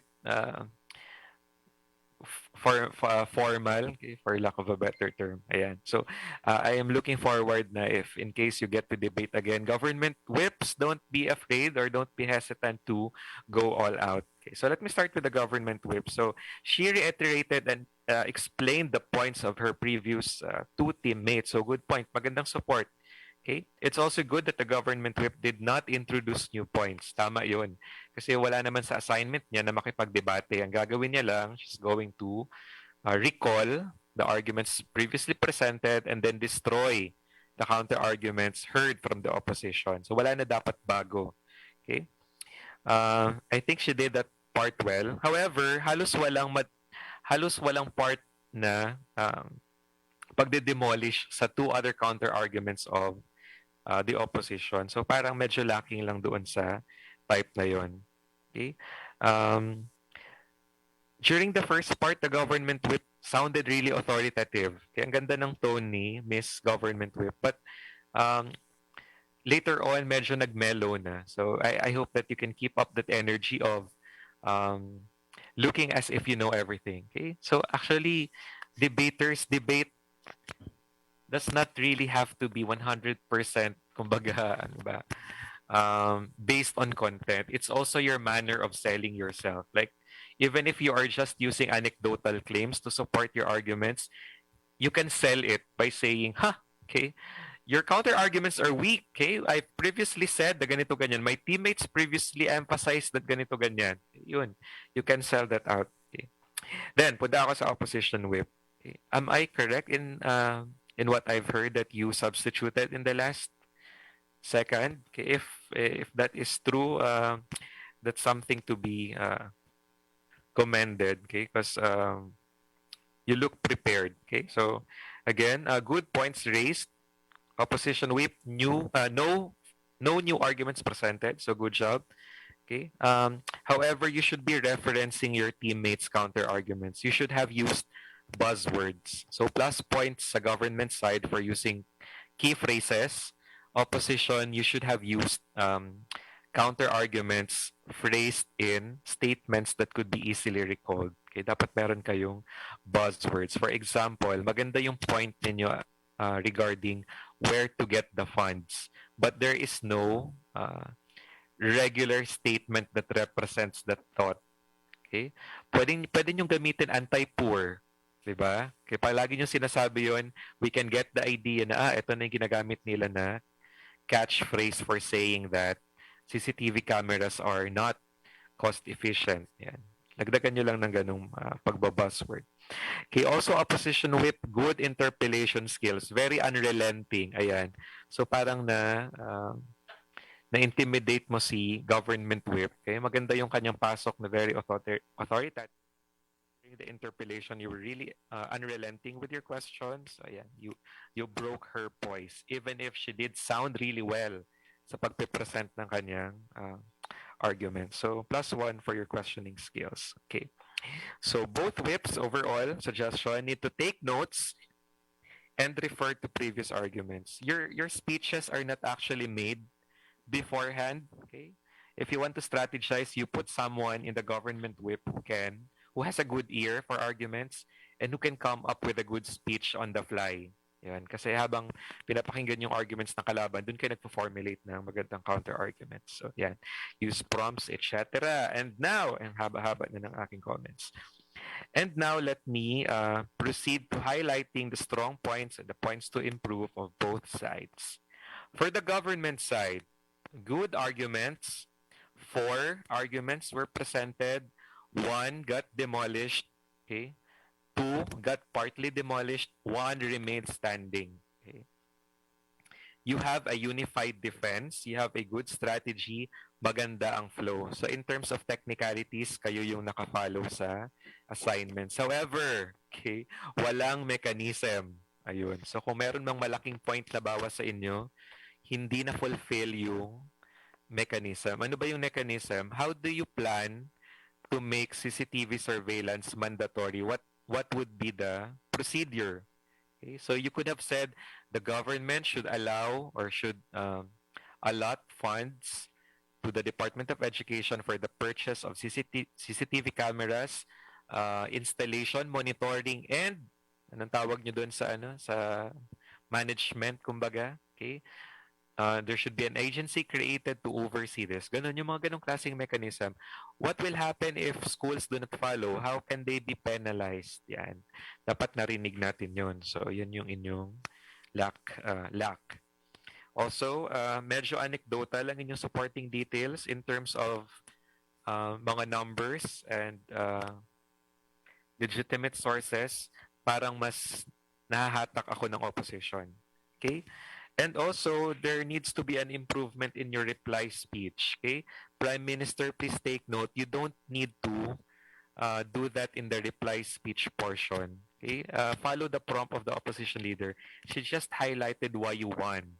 Okay, we don't need to hear again a repetition of the arguments that you could have said during your part. So yun lang. Okay, parang mang-away ka lang during the reply speech. Pinpoint mo na okay.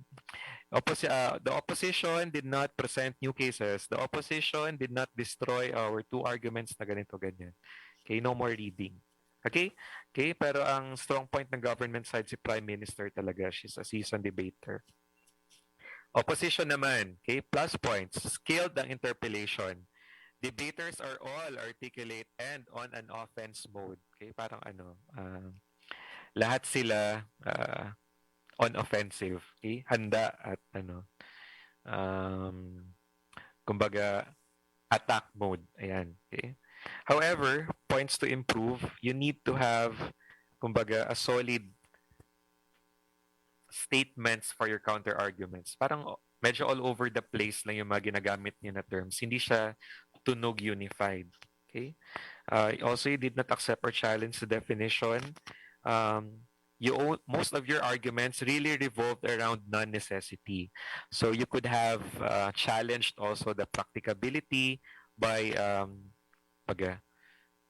using terms like non-beneficiality, non-practicability. Ayun.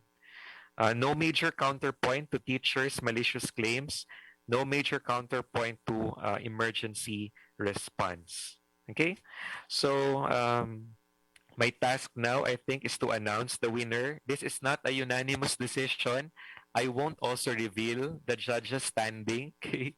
Hindi ko sasabihin kung which judge sided with whom. Okay? But I think the result is fair. Ayan. And good job sa both teams. Like you really gave us a good show, and I think you're ready to compete in local and kumbaga, even national debate competitions with more practice and hopefully with more opportunities and platforms. Okay, you're on the way to becoming our debating champs that will represent the city.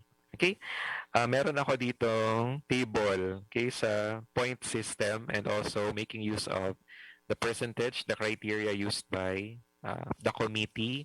I am pleased to announce the winner of today's debate is the government side. Congratulations, Red Team, for winning this debate contest. Later, we will convene. We will announce. Okay, we're going to choose who is our best speaker, which can come from either of the groups, and the best debater who will come from, of course, the winner, the government side. Okay, thank you very much for the invitation. I now give the floor to our MCs. Maraming salamat.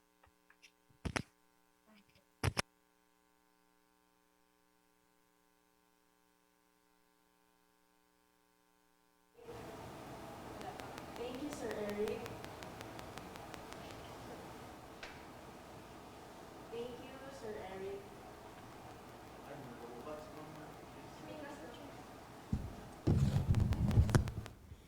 Thank you, Sir Eric.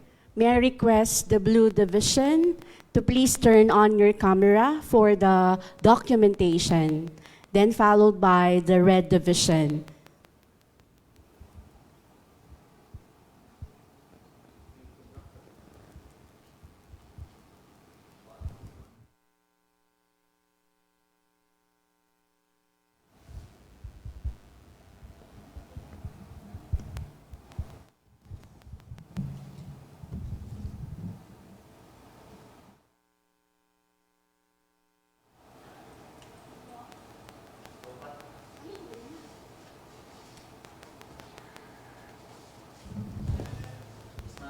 Okay, thank you, Blue Division debaters. Now, may I request the Red debaters?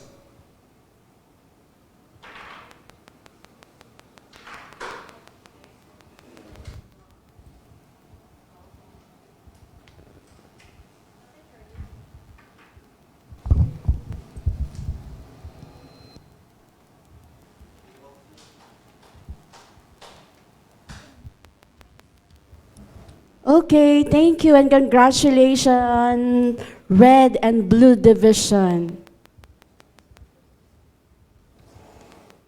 Okay, now let's proceed, or let me introduce to you our second debating theme, competing for the elimination round. From the Orange Division, Lester June Laure. We also have Rika Ayana Kabatingan, Queen Andrew Gisulga, and Ivan Kit Maglasang. And from the Yellow Division, we have Karel Navarro. We also have Yodge Ann Milmarie Kamaklang, Derek Cerces Makilang, and Sophia Rosel Falma. This House believes that people should legally be required to get vaccinated. Let's proceed to the debate proper.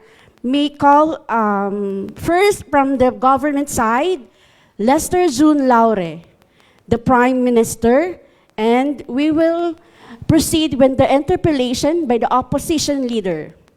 Lester?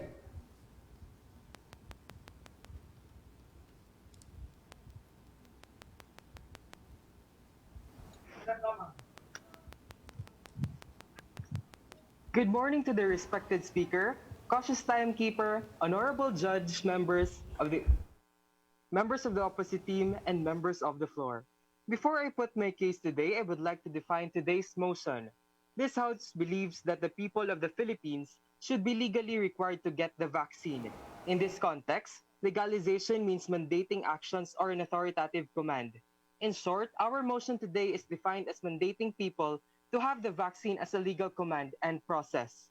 Today, I, as the Prime Minister, will be the first speaker of the government and will present three arguments. Today, we the government strongly believes with the motion. First of all, why I agree with the motion is because COVID-19 is an urgent problem that needs to be addressed not just medically, but also legally. COVID-19 claimed the lives of many and destroyed the livelihood of millions of Filipinos. It has been both a medical and economic risk. With that being said, we must address this problem using all of the forces that we have and all of the forces that we can. Medically, COVID-19 vaccines have been manufactured and distributed since 2020. Mind that all available COVID-19 vaccines were approved for use by the World Health Organization. These were not distributed without thorough screening and testing. This was aided by the different health sectors of our government. Now the Constitution itself must be of help in the implementation of this measure. In Article 2, Section 15 of the Philippine Constitution, the state shall protect and promote the right of health of the people and instill consciousness among them. Additionally, the same Constitution stated on Article 13 on social justice and human rights on health that the state shall adopt an integrated and comprehensive approach to health development. To further expand this, in the same Constitution, the DOH has a specific task to pursue treatment, management, and rehabilitation of individuals affected by the disease. We consider vaccines as a crucial part of eradicating the virus. In order to promote health among millions of Filipinos, we must take a vaccine shot or consider taking it at least. Several medical professionals and scientists have developed this vaccine to promote welfare as we try to come back to what we call the old normal. With all of these being presented to us, and while considering the rights, the responsibilities, and the efforts of our health workers, we can come into mind that writing this law is indeed constitutional. Secondly, the statistics from DOH shows that vaccinations manifest protection against the virus. The vaccines are effective at preventing infection, serious illness, and death. We must keep in mind that this does not give us 100% immunizations. However, vaccinated individuals are 1.75 times, less likely to experience critical symptoms and 2.6 times less likely to die because of COVID. The different vaccine brands might have varying efficacy, but all of them are proven to greatly decrease the chances of death of patients with COVID. It was made possible this early as several medical professionals and scientists work hand in hand. There is a sense of urgency and there is no time to waste. A reason why big organizations like WHO, CDC, and FDA released these vaccines as soon as they were ready. Lastly, writing a law about vaccinations and funding it will be more practical and less costly than trying to eliminate the problem by funding other factors, such as buying more PPEs, funding support for hospitals to take care of COVID patients, ayudas or financial support for families who does not have the capacity to support themselves, different school programs that were made to adapt to the new normal, and the new normal itself. If we don't stop the spread of the virus through the best way possible, which is of course vaccination, the trend of the cases might fluctuate again. History might repeat itself. On the other hand, funding might be expensive for vaccines, but big funds for the present to ensure the future is better than a continuous debt for an uncertain end of this virus. Vaccines do not just promote the safety of one person, but also of the health workers who constantly interact with COVID patients. Skeptics might question the vaccines and the system of vaccination itself. That is why in writing this law, we must consider this factor. Information and instruction must be included in writing this law. People who are unwilling and hesitant to take the vaccines because of fear and of the information they digested are not dumb, not stupid, nor uneducated. They are just misinformed. Though vaccination and information about it is accessible everywhere, we must emphasize information dissemination to different media, channels, and outlets. If possible, smaller units must promote information to their locals to ensure that everyone understands the system of vaccination. With that being said, writing this law will put an emphasis on information and instruction. Other than this, we must also consider the sanctions. Now, we can come back to the Constitution. It was mandated and written that the DOH can pursue rehabilitation to people who impose risk in the virus.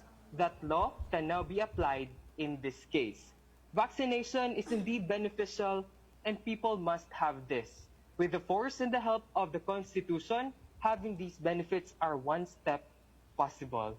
With these three arguments presented, Constitution-based points, urgency to eradicate the virus, and benefits of vaccination to both health and economy, we, the government, strongly agree that the people of the Philippines should be legally required to get the vaccine. I temporarily rest my case. Thank you. The speaker spoke for 6 minutes and 18 seconds. I thank the Prime Minister. Let's proceed with the interpellation by the opposition leader. Good morning, Mr. Speaker. So I would like to ask, are you sure that these vaccines that you are going to mandate are 100% sure out of risk? Yes or no? Can you repeat the question? Are you sure that these vaccines that you are going to mandate are 100% sure out of risk? Yes or no? We've mentioned that it does not give us 100% immunization, or it does not have 100% efficacy rate. However, okay, I get your answer. So why are you going to mandate when a risk is there? A risk is there, so there are probabilities of deaths and injuries. So as far as I've researched from uterus.com, more than 350 doctors and medical workers have caught COVID-19 in Indonesia despite being vaccinated with Sinovac, and dozens have been hospitalized. Then there are we've mentioned that it does not give us 100% immunization. However, we've also presented facts that there is 1.75 less likely percent for you to have 1.75 less likely for you to have critical symptoms, and 2.6 less likely to die because of COVID. Your case does not represent the big factors or the big percentage that we have right now. That is an isolated case. We can consider those, but if we look into the bigger picture, there is a lot of people who have these benefits because of the vaccine. We've mentioned about the efficacy rate. Again, it does not have the same efficacy rate for all of the vaccines, but all of them are proven to be greatly beneficial to health and to the spreading of the virus. Okay, I am not done yet, Mr. Speaker. Okay, please proceed. How about the pharmaceutical technology questioned the effectiveness of COVID-19 vaccination since it is being impacted by the emergence of SARS-CoV-2 variants. So there is a more likely the efficacy or the effectiveness of the vaccine will be less.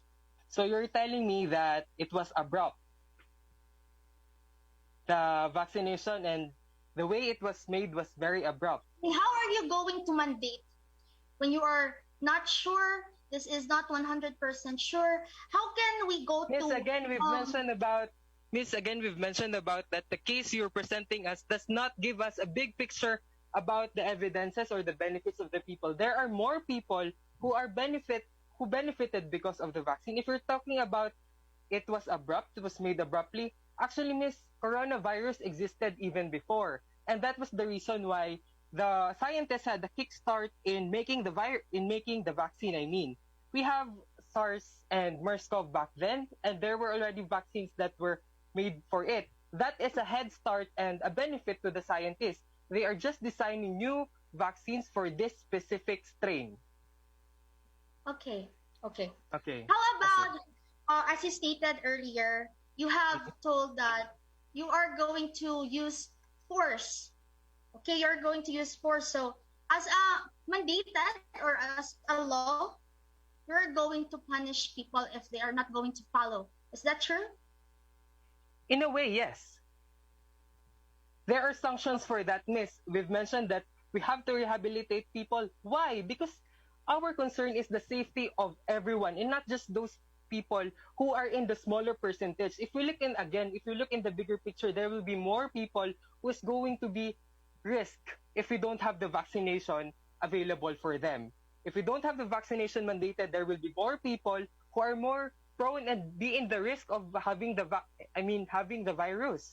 Kasi miss, if you think about it, there will be people who will decline in having the virus, and they will be a risk factor to those people who already have the virus. Because again, we don't have the 100% immunization. We just have more protection. And if we can have that, why don't we have that?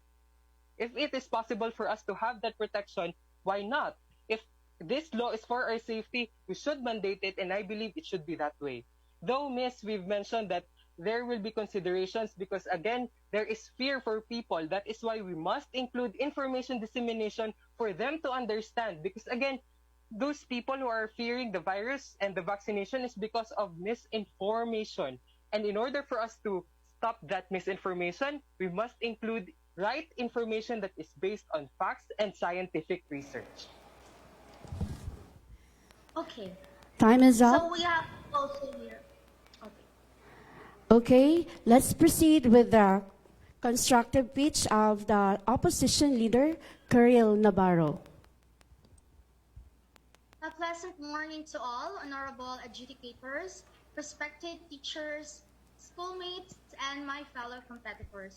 Today, I would like to light my views opposing the legalization of mandatory vaccine. My discussion centers mainly around the necessity to produce voluntary vaccination and not mandating it.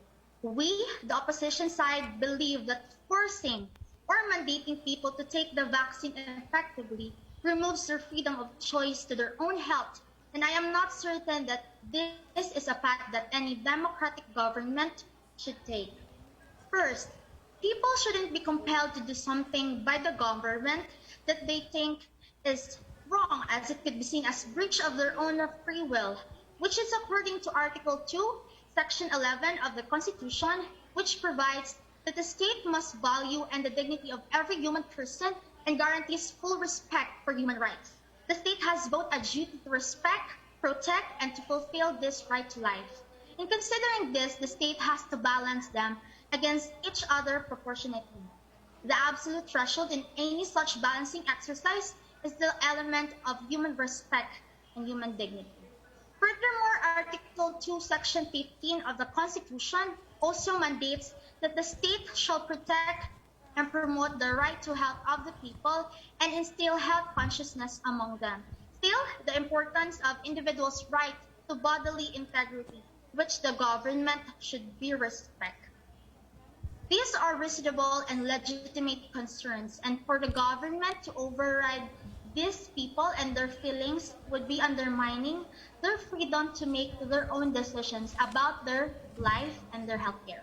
Knowing that people's confidence in the government has been diminishing in these times and even in recent years, I think that forcing them to have a vaccine if they are afraid will make situation worse. Finally, there is a non-necessity because of difficulty of what to do with the people who would still refuse to have the vaccination, even if it became mandated. What would their punishment be other than rehabilitation? Are you trying to prosecute all of the people who refuse to take the vaccine would take up a lot of police, court time, and even money? And if people were fined and didn't pay, they could end up in jail, which seems a very extreme punishment for refusing to have a vaccination. The opposition side would like to propose the use of RT-PCR testing than mandating a vaccine. According to University of Sussex Senior Lecturer in Microbiology, Dr. Edward Wright, the test would give us a good indication of who is infected. This could be a direct way of approach than having a mandate of vaccine. Having the advantage of the current major diagnostic tests, such as what we have proposed, we can break the transmission chain and get a clearer picture of what's happening. Through these results, people known to be infected would be isolated and quarantined, avoiding them to be in contact and to spread a virus.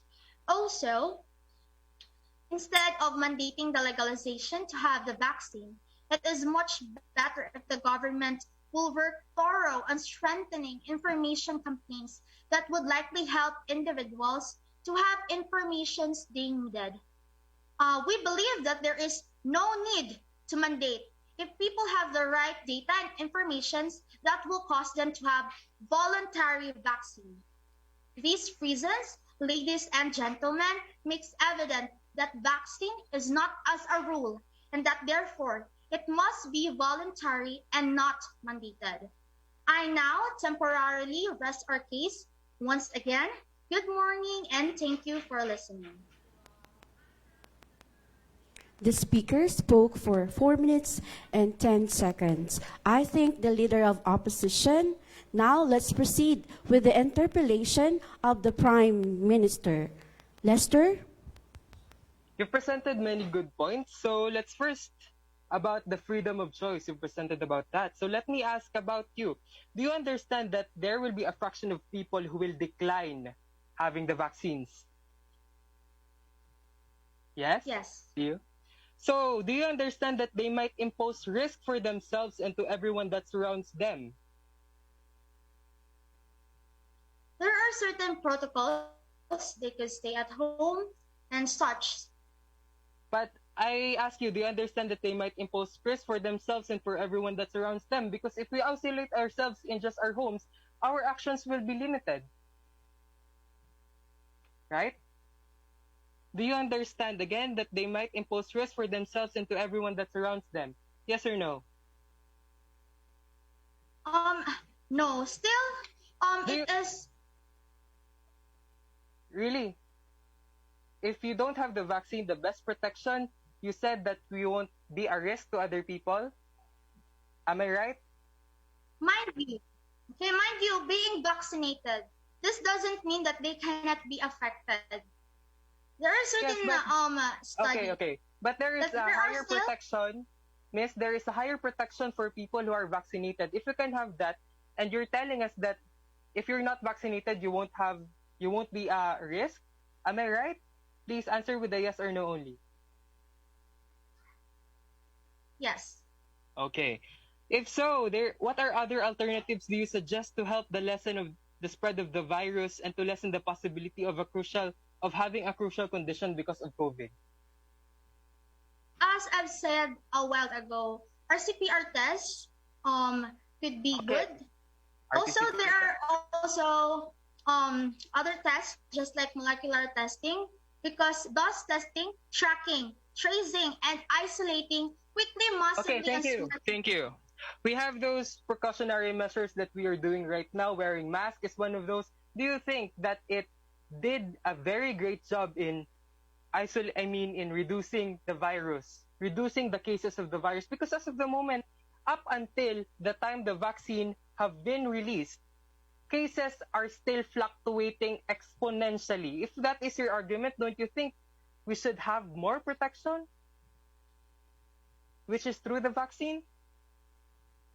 Even through the vaccine, and you said that the cases are still fluctuating. How about we focus on testing so that we can go within the roots of having the virus? If you're still waiting for the answer if you still have the COVID or not, we will take more time, because back then we already had the mass testing, and now that we have the vaccination, which is the protection, and will save the time for having the question of do you have the vaccine, yes or no? Do you have the virus, yes or no? But have you considered that this will fall to discrimination? Since you're talking about other people being not vaccinated, that will be make the vaccine. Okay, Miss, you've mentioned about health consciousness, human respect, and dignity. Don't you think that it does not respect the hard work of all the medical professionals and scientists that formulated this virus, that went to different thorough testing to ensure that there is a quality in safety, efficacy, in this production quality? Do you think that is disrespectful for them? I do respect the medical workers, but still, it's not a 100% protection to our citizens. Let me ask you, Miss. Let me ask you. The Sinovac has 50% efficacy, and if you think let's answer this question: is having zero protection or 50% efficacy better? Which one is better? Having protection or none at all? Having protection, but still.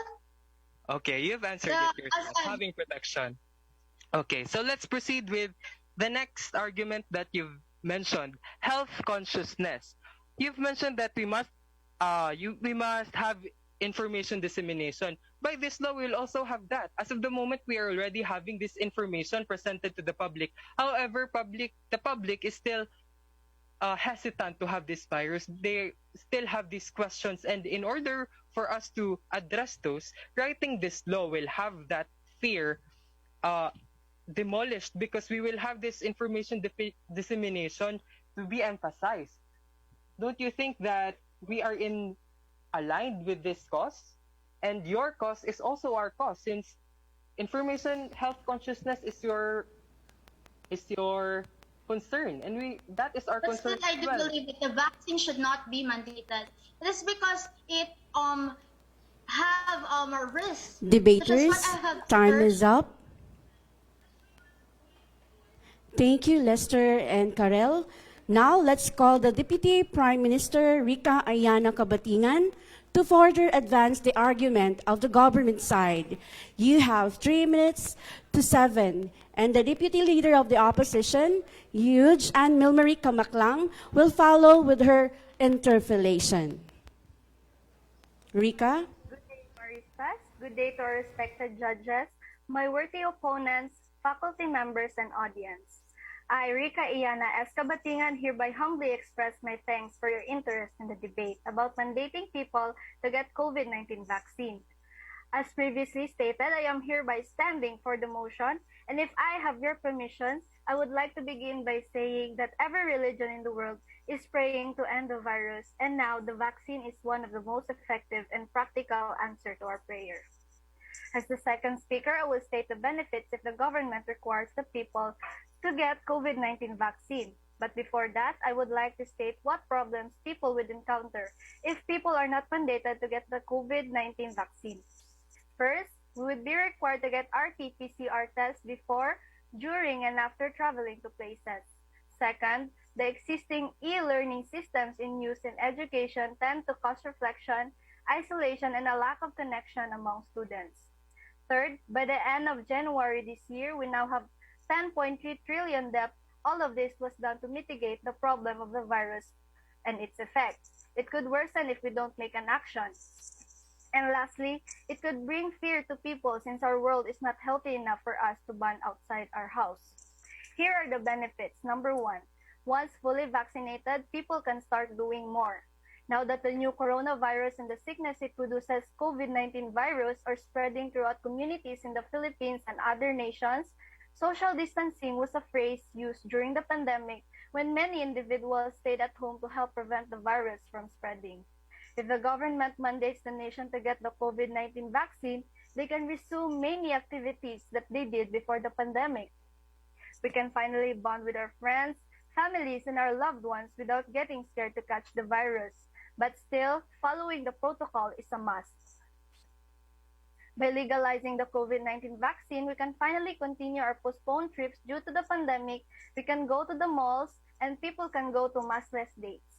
Number two, students can have a face-to-face education. Education is one key to success, and quality education is a must. In this new normal, students and minors are prohibited to social gatherings, especially in school. The Department of Education provided self-learning modules with alternative learning delivery modalities to be offered for types of learners across the Philippines. People had a problem with virtual learning as we students were not used to it. Mental health of the students was greatly affected in this time of pandemic. Many students and teachers who unavoidably spend a significant amount of time online may begin to show indications of social isolation as a result of lack of human interaction in their life. The combination of social isolation and a lack of communication can lead to a variety of mental health difficulties, including increased stress, anxiety, and negative thinking. According to Department of Education Secretary Leonor Briones, conducting face-to-face classes amidst the pandemic may be reconsidered if people and teachers have already been vaccinated against COVID-19 virus. Number three, we can recover the loss of our economy due to the pandemic. The coronavirus pandemic has been affecting economies worldwide for almost 2 years now, and the Philippines is not exempted. After pushing several nations into their greatest economic recession in recent history, the COVID-19 pandemic has thrown the world's major economy into disarray. DNA has confirmed that the number of unemployed Filipinos 15 years old and over also increased to 4.2 million in February 2021, about 234,000 higher than the reported 4 million in January 2021. If we will base it on the ECQ and modified ECQ last year, the labor force went down and unemployment went up. The PSA report also showed that of the employed person in February, there were 7.9 million categorized as underemployed or those who expressed their desire to have additional hours of work in their present jobs. And finally, the community will be a safer and healthier community. On 19th of September 2019, an outbreak of polio was declared in the Philippines. Children in the Philippines are at risk of lifelong paralysis because of this outbreak. The Philippine Congress had previously enacted a law that made some immunization mandatory before, but for children. Republic Act No. 1015-2 makes immunization compulsory for all infants and children for tuberculosis, tetanus, poliomyelitis, measles, mumps, and such other types as may be determined by the Secretary of Health in a department circular. Polio vaccine was the reason why the polio virus has eradicated in the Philippines because it was compulsory to be vaccinated. While poliovirus type 2 was certified eradicated in 2015, and while poliovirus type 3 has not been detected since 2012. Vaccines enable us to gather together in schools, neighborhoods, and places of worship shoulder to shoulder. They're an important, crucial step in ending the COVID-19 pandemic and getting back to doing the activities we love with the people we care about without getting scared of the virus. Benefits outweighs the risk. Once again, I agree with the motion that people of the Philippines should be legally required to get the vaccine because we can go back to normal, have a quality face-to-face education, we can recover the loss of our economy, and the community would be a safer and healthier place. I temporarily rest my case. Thank you. The speaker spoke for 5 minutes and 52 seconds. Now let's proceed with the interpellation of the Deputy Leader of the Opposition. Yield on.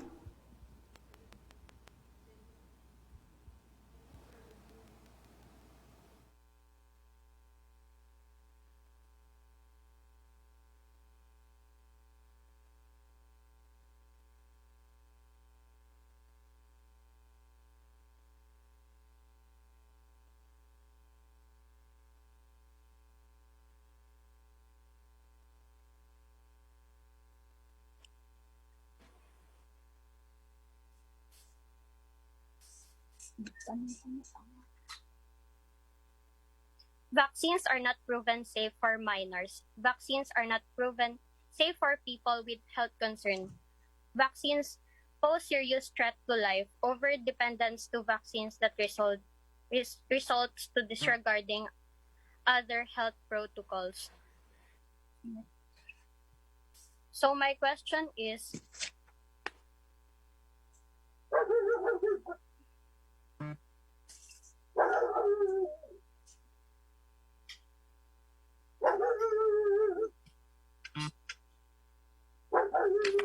as you said, there is a total 10.3 million debt, right? How will you give vaccines if we are now in total debt? Remember, there is always a maintenance limitations.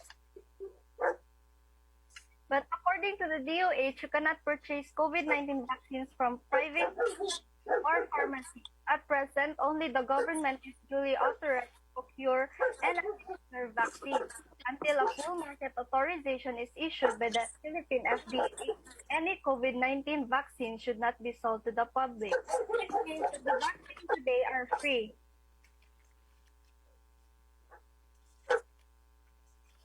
Are you 100% sure that the vaccine is safe for kids? Yes, I am. Even if children and young people are among the last to receive COVID-19 vaccinations, their access to education, health, and protection services will be harmed unless collective action is taken.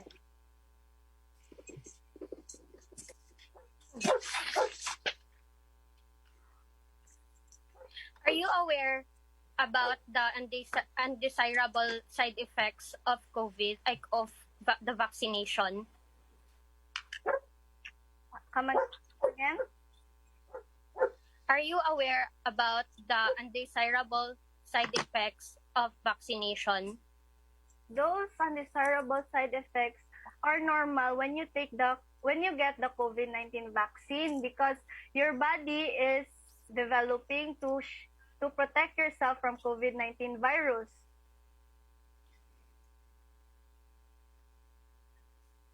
Since you have said that unemployment have been our problems, do you consider the things that Filipinos have also done since they make ways such as online selling? How about what will happen to their business? What again?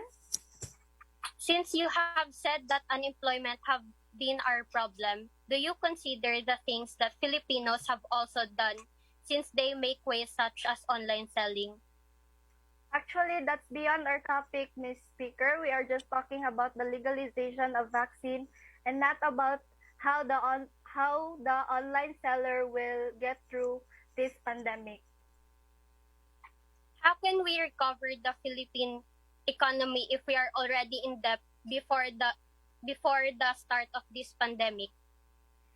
If the people are mandated to get the COVID-19 vaccine, then I think we can recover the loss of the economy, because we can safely do the important things and the must-to-do things. You have said about unemployment. I'm not yet done. We can do things if we are protected from the vaccine. We can do things that are a must to recover the We loss should of our include that economy. since you didn't put any limitations in your case.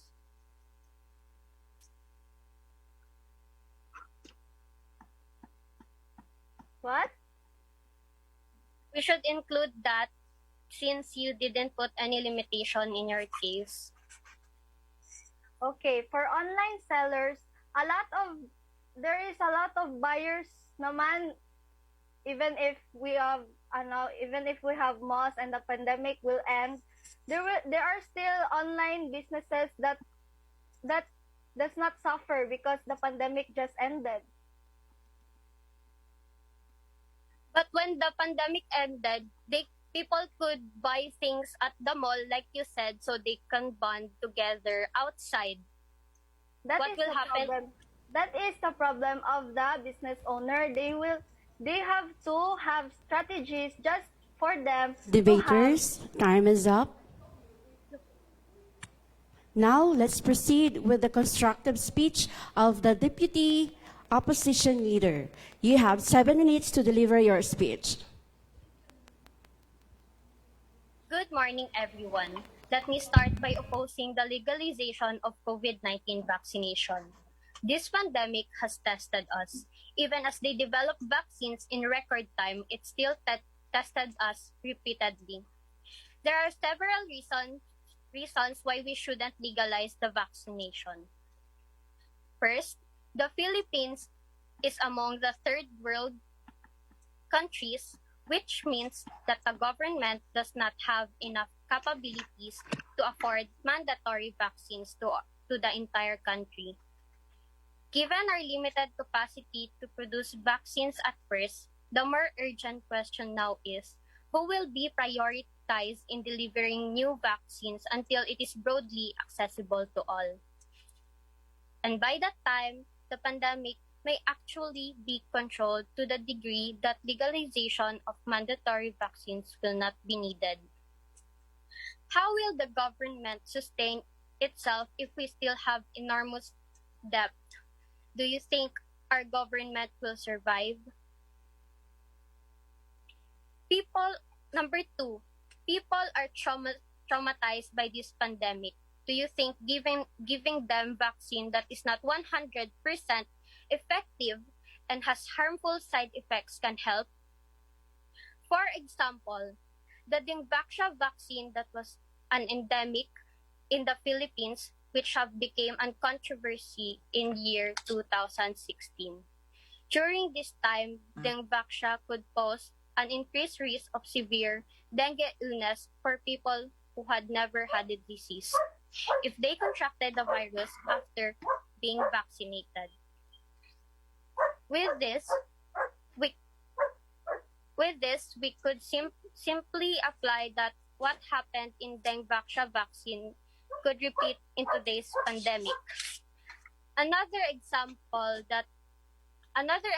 of it would be the study of CDC. Anyone who has a known severe allergy to any of the vaccine ingredients should not receive the vaccine. Those with a history of severe allergic reaction to injectables or other vaccines should discuss the vaccination with their doctor who can evaluate and assess their risk. But why would you take a risk on something that is not 100% sure and can possibly harm you? Do you still think legalizing a vaccination is an assurance that it will be safe for us? If yes, why do we still need to sign a waiver before having the vaccination? Number 3. Every component adult has the right to refuse unwanted medical treatment. According to Article 2 Universal Declaration of Human Rights, everyone is entitled to all the rights and freedom outlined in the Declaration, without distinction of any such as race, color, sex, language, religion, political or another opinion, national or social origin, property, birth, or another status. Some people have the right to choose what will be done to their own body. A person might decide against having recommended treatment for any number of reasons. Others decide that they don't want a recommended treatment because it is too risky. Anytime a person turns down a recommended treatment, it means that they and the other people view the situation differently. And that's perfectly fine. It is not the person's job to go along with what is being recommended. Instead, the person's job is to consider all the options and decide what is best for them. We are human beings and we are not subjects for experiments. This House stands for opposing the legalization of COVID-19. Thank you. The speaker spoke for 4 minutes and 33 seconds. I thank the Deputy Leader of the Opposition. Now let's proceed the interpellation by the Deputy Prime Minister, Rica Ayana. Okay, hello. When did the dengue scare happen?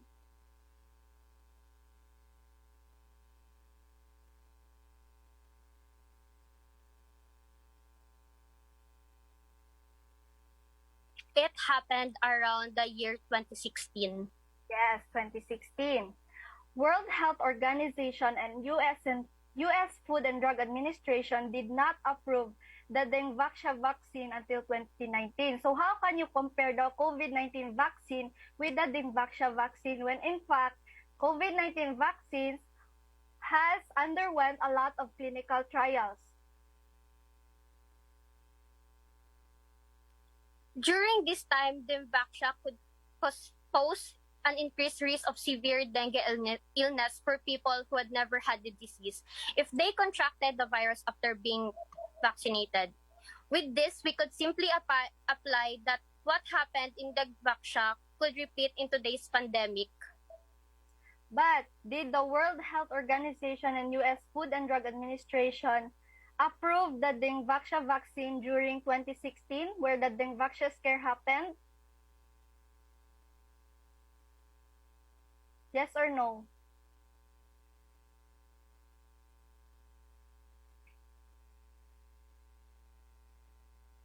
Excuse me, can you repeat the question?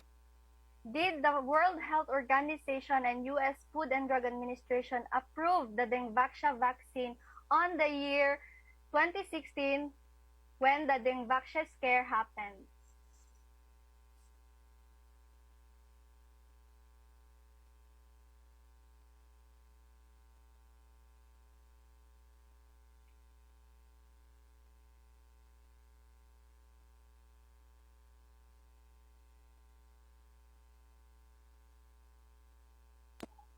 Yes, because why would they inject things inside of people's body if they know that it could harm them? Do you have any proof that U.S. Food and Drug Administration approved the vaccine in the year 2016?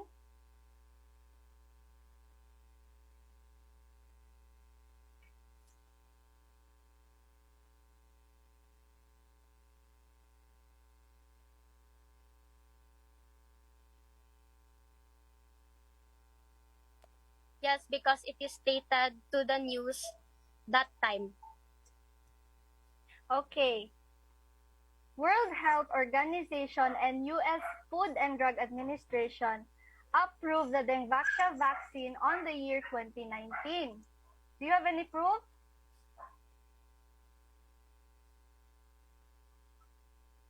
COVID vaccine has underwent lots of clinical trials.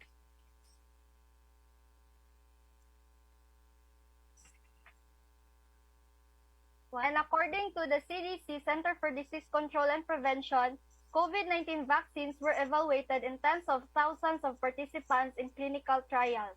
The vaccine met the Food and Drug Administration's rigorous scientific standards for safety, effectiveness, and manufacturing quality needed to support approval or authorization of a vaccine. If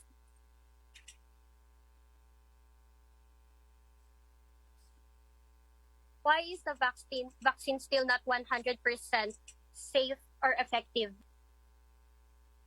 It may not be 100% effective, but it can guarantee you that you are most likely not get COVID-19 virus if you are vaccinated. Why would you risk on something that can harm you? Why are you questioning me? I am supposed to question you, right?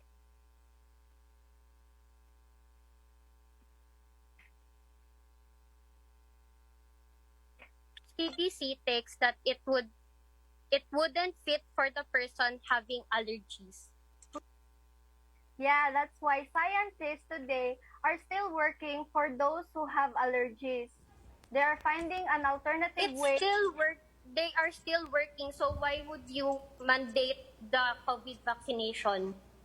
The people who has allergies are just a small percent. So would you stop the taking It's of the still vaccine people. because there is I'm not done.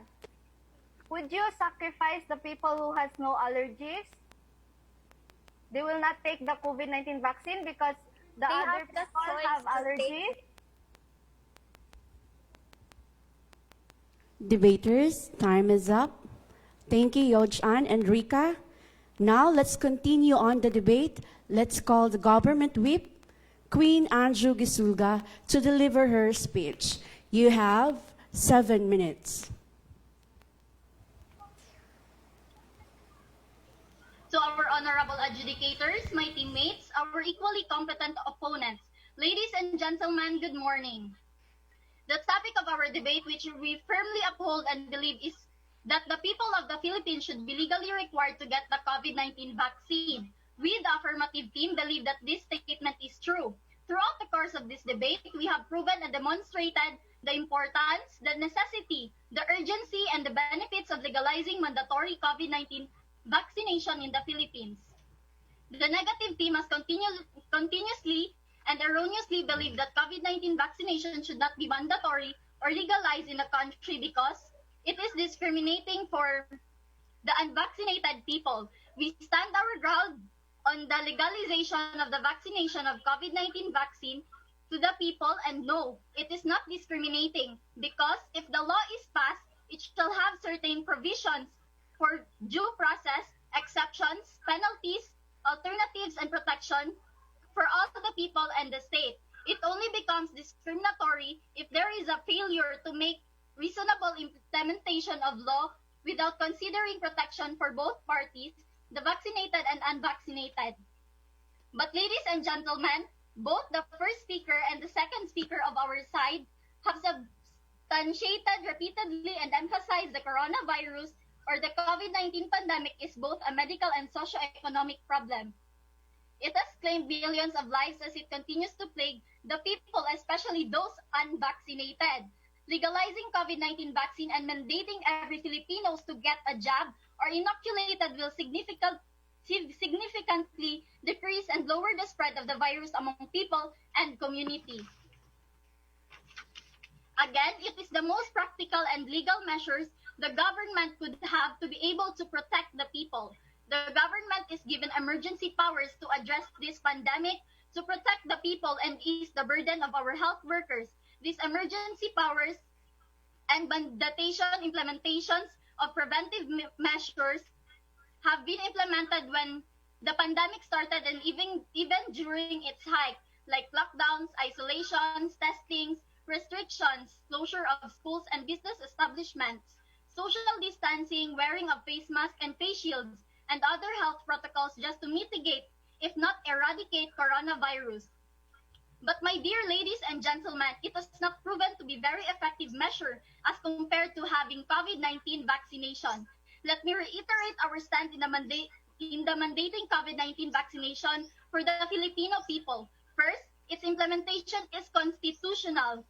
We stand to believe in the legalization of COVID-19 vaccination as fundamental and legal measures to beat the pandemic as provided in the Constitution. The government was able to pass Republic Act number 10152, an act providing for mandatory basic immunization services for infants and children, which covers illnesses like tuberculosis, tetanus, poliomyelitis, measles, mumps, Hep B, and other types as determined by the Secretary of the Department of Health.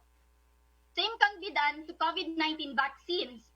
The urgency, the necessity, the gravity, and the number of cases and deaths for unvaccinated people, and the constitutional right to health or Section 15, Article 2 of the Constitution, which says, the state shall protect and promote the right to health of the people and instill health consciousness among them, will justify the legalization, meaning everyone from infants to adults. Mandatory COVID-19 vaccination for Filipinos can also be based on the Section 5, Article 2 of the Philippine Constitution, which provides the maintenance of peace and order, the protection of life, liberty, and property, and the promotion of general welfare are essential for the enjoyment by all the people of the blessings of democracy. The government can invoke its police power in the light of the effect of pandemic in our healthcare system, as everyone, regardless of age and gender, is at risk of getting infected of the virus. Of course, just like any law, the legalization or requirement of mandatory vaccination would entail due process, exceptions, penalties, and availability of alternatives both for people and the state. Second, a significant number of drop on coronavirus-infected Filipinos has been noticed after vaccination started.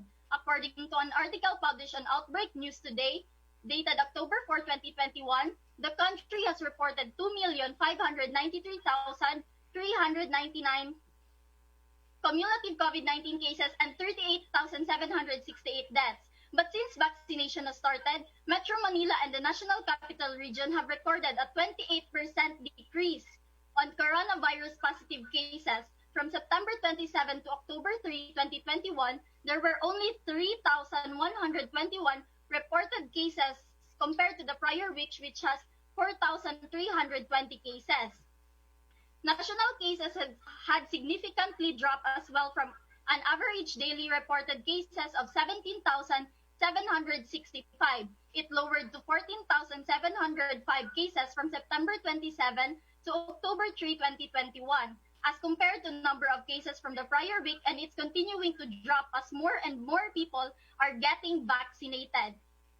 It is in this light that legalizing and mandating COVID-19 vaccination would help the country achieve herd immunity. It has been recorded that due to availability of the vaccine and the desire of the Filipino people to go back to the normal or usual life and accept the new normal. Many people get their jobs as it is freely given by the government. Business are now slowly getting the hype. There are selected schools which will open for a limited face-to-face classes soon. Transportation sector has been active. Malls, restaurants, tourist spots, and even churches have opened for children and senior citizens. citizens. Vaccination is more practical amongst the ways we have done to prevent the spread of COVID-19 virus. It is freely given by the government vaccination, then lessen the expenses of the government. It is less difficult and hassle, less for the people and for the health workers who use, as they are more at risk of getting infected. It is proven safe and effective. It has undergone series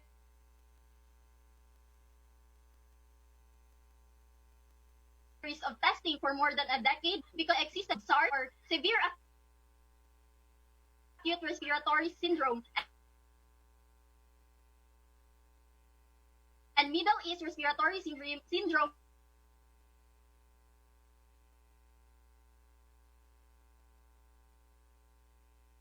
which is the MERS, which are two diseases caused by coronavirus, which are closely related to COVID-19 virus strain before it was released in 2020 during the height of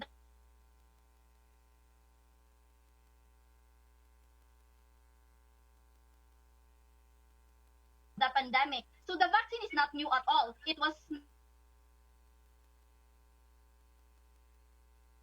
not widely used because there was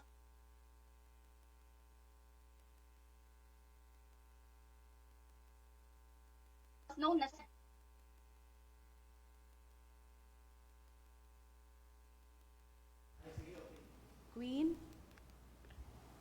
Queen, your time is up. The speaker spoke for 8 minutes and 45 seconds. I now call on the opposition whip, Derek Cerces Makilang, for his interpellation. Okay. Thank you for your speech, Queen. May I ask, are you aware that today our DOH is implementing herd immunity and not mandatory vaccination? Am I correct?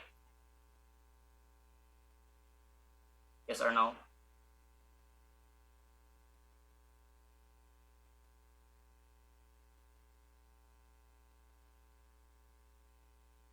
Social gathering at work and pleasure, and most. Can you repeat your question, Mr. Speaker? Okay. Are we in the same page that today in DOH is applying not mandatory vaccination but herd immunity? Am I correct?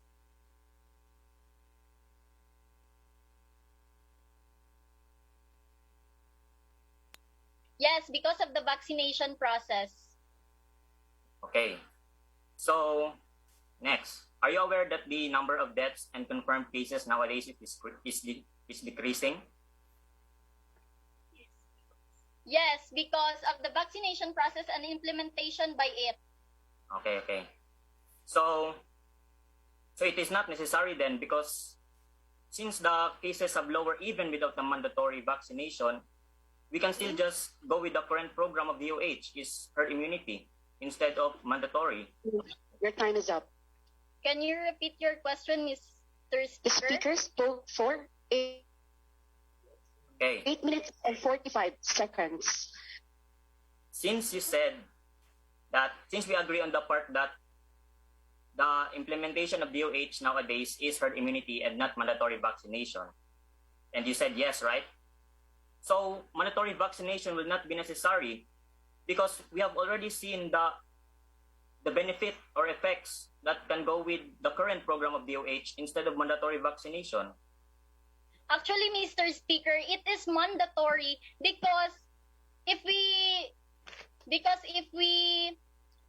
use the vaccine nowadays, the amount of deaths and cases will decrease, and the immunities will, and our economy will grow.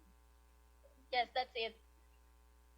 No, but like I said, today we are not implementing mandatory vaccination, right? But even with herd immunity, we still have seen, like you said, a lower number of cases. So we should not just use mandatory. We can just go with the current program, which is DOH, the herd immunity, right?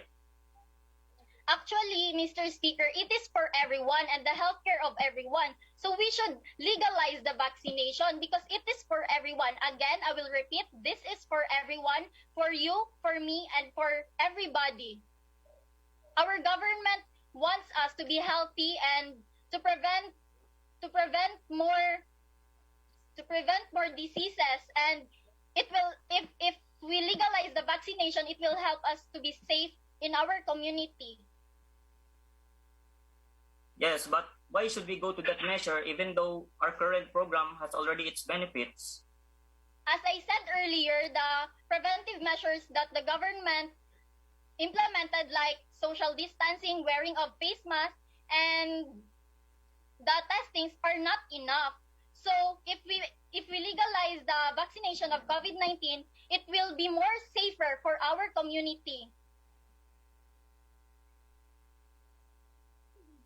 Okay, so may I ask you a question? Is vaccination illegal? It will also help for immediate reduction of diseases and cases in our country.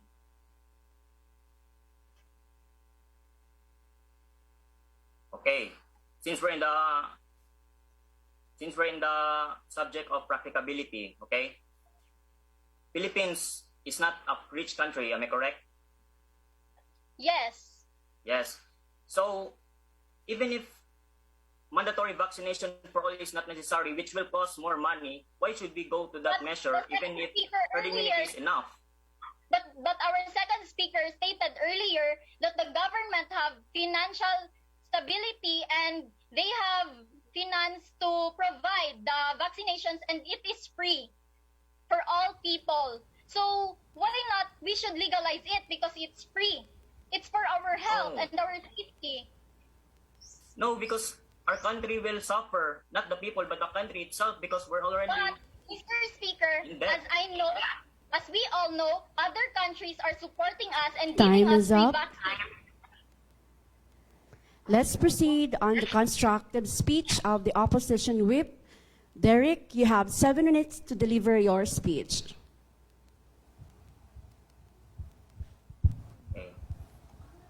The members of this most august house, our dear adjudicators, a pleasant morning. We are faced with the motion that this house believes that people should legally be required to get vaccinated.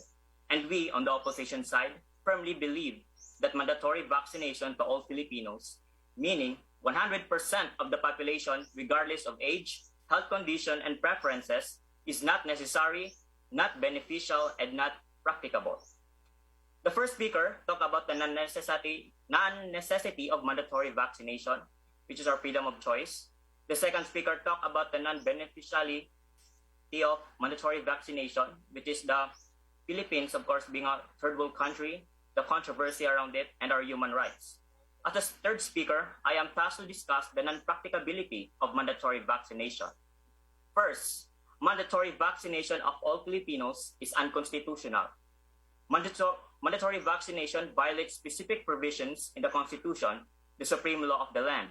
Section 5 of Article 2 states that protection of life and liberty is essential.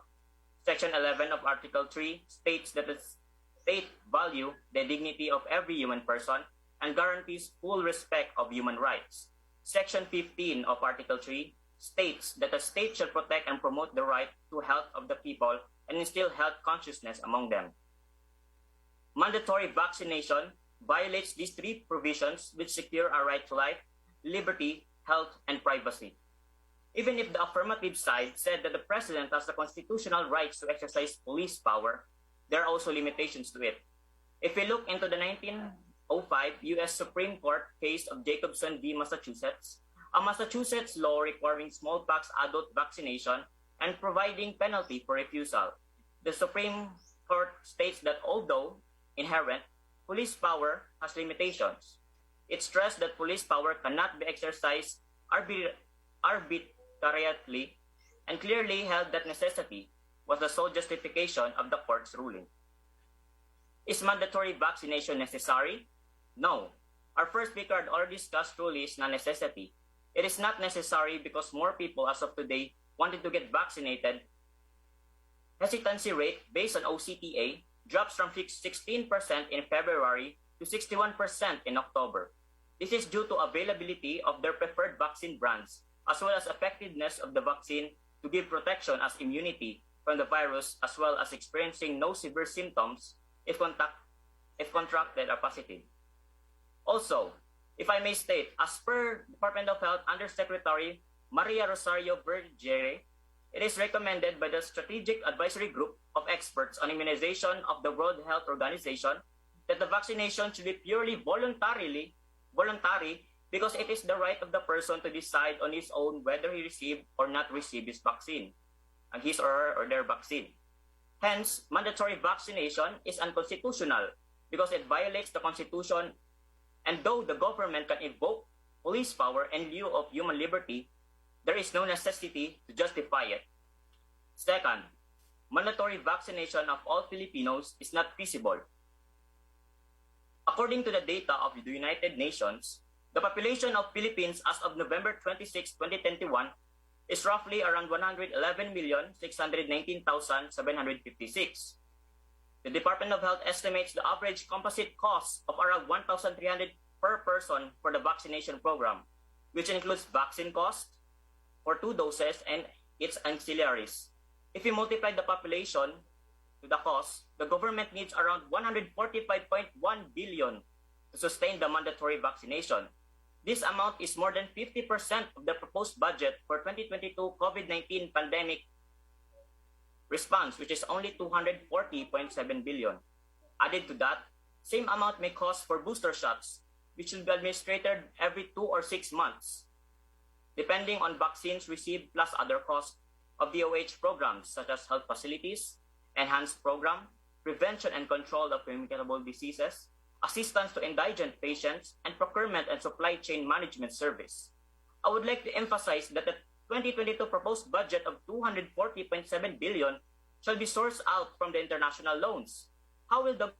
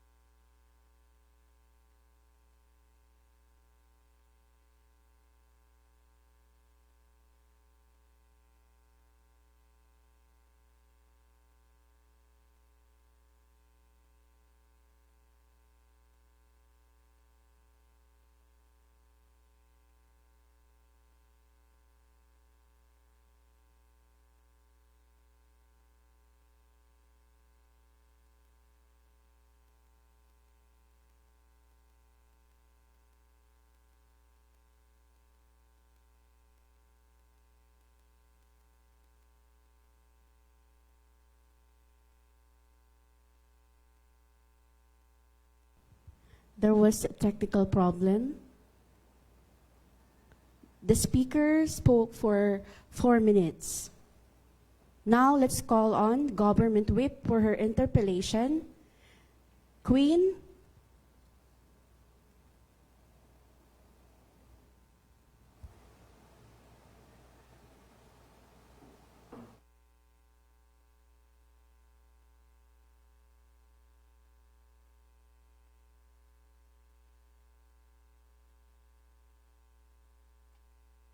I can, Mr. Speaker of the opposition side, are you still there?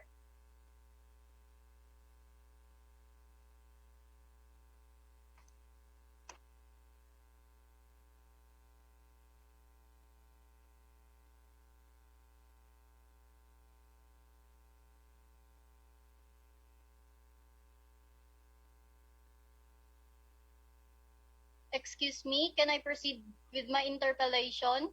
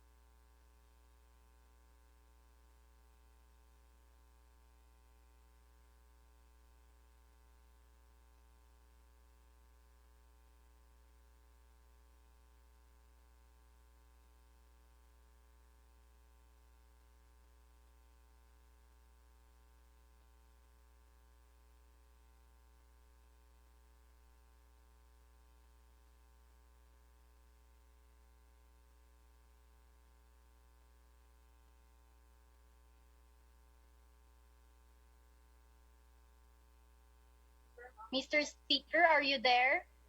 You can now proceed, Queen.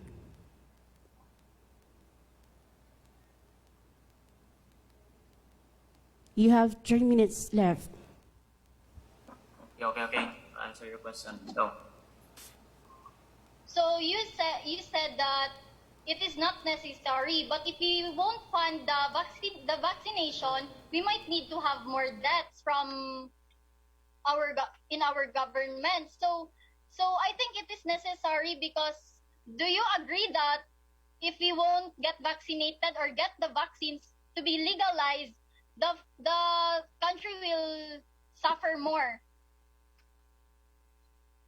No, I disagree because, like I said, today in the DOH, we are applying the herd immunity, not mandatory vaccination.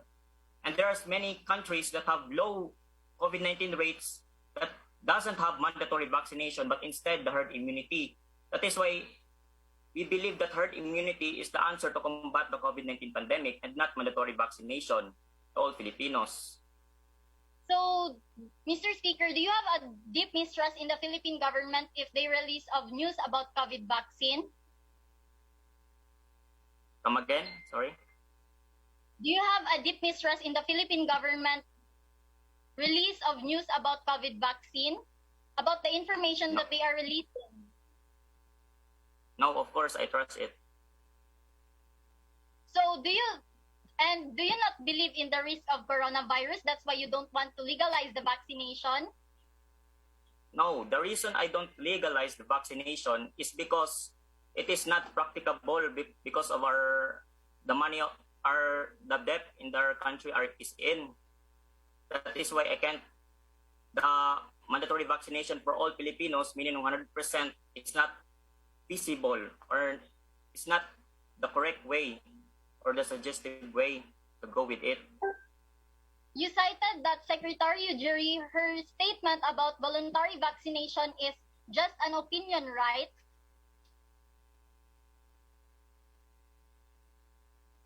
Could be an opinion, but we're taking it from an expert. So, last question, have you availed of COVID vaccination? Have you already availed COVID vaccine? No, not yet. Really? No, not And yet. why? Why did you not avail, Mr. Speaker? For me, I will avail because I'm a student.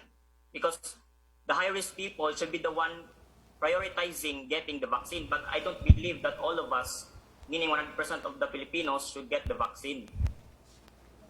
Exactly, di ba? You will agree because it's free and for the students. Meaning you are agreeing with us that it can help our Time is up. community and our society to be more Thank you, safer and Queen healthier. and Derek.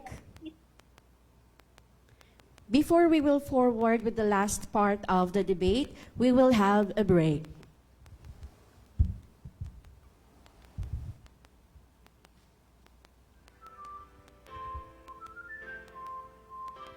Napakainit ng labanan. Oh my God.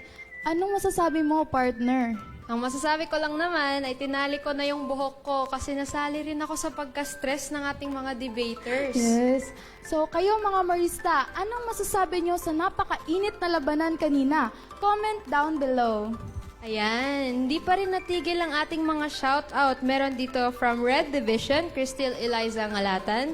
Jendi pa shoutout, hashtag ready, get set, go. Hashtag usbong pula. Pinupuno din tayo ng mga comments ng taga-Orange Division. Galing kay JV Lariosa Siniza, Padayon Kahel. Kahel pa rin panalo. Ayun. Meron din tayo, ang ating mga SSC ay active rin sa ating Yes. comment section. We have here Crystal Jean Maglasang, pa-shoutout ko mga anak, hashtag Sibol 2021. Hi! Meron din sa ating mga hashtag ang ating SSC, hindi pwedeng magpatala mga SSC. We have the Yes. hashtag Lilipad ang Lila, hashtag Violet Uusbong. Yes. Yan. Lila lang sa kalam. Okay. Don't forget, Maristas, we have our live on the NDDU-IBED Iswina Yes, Campus. comment there also po. Kung hindi kayo makapasok sa Zoom, hindi makapasok sa SSC page, meron tayo sa NDDU-IBED na there's no reason for you to not participate. Yes. Hindi din papatalo ang taga-Yellow Division, si Fiona Margaret Bilan. Sulong Dilaw. Hashtag Dilaw na araw, mangingibabaw. Grabe, yellow. We have here Jed. Miss Jed Leslie Ogoy Kamaklang. Go yellow. Yellow lang malakas. Yes, malakas talaga from our debate kanina. We also have here Samiento Jonald II. Go orange. Siyempre, si Sir Joey hindi nagpapatalo. Meron tayong mga flood na hashtags from him. Yes.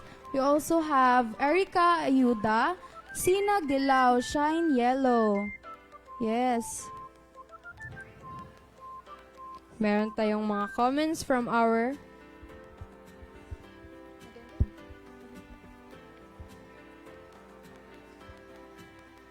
Yan.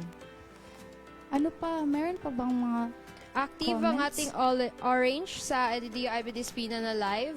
How about sa SSC page? Sino ang active na division from there? Orange pa rin ang nangingibabaw. Yellow. Ayun. Yellow. Nakikita ko na ang yellow. Yan, yellow. Meron din tayo. From Mohaira Walling. Go Derek. Sulong yellow. So now, to proceed to our final round, let's call Mrs. Joyce C. Malesido, our debate moderator.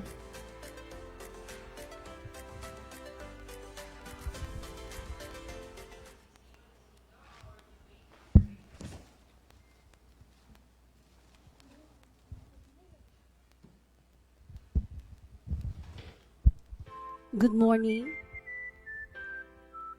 Once again, good morning. We will move forward with the last part of the debate. Now, let's have the opposition reply speech by Carl Navarro. You have 5 minutes, and after that, 5 minutes is given to Lester Jun Laure for the government reply speech.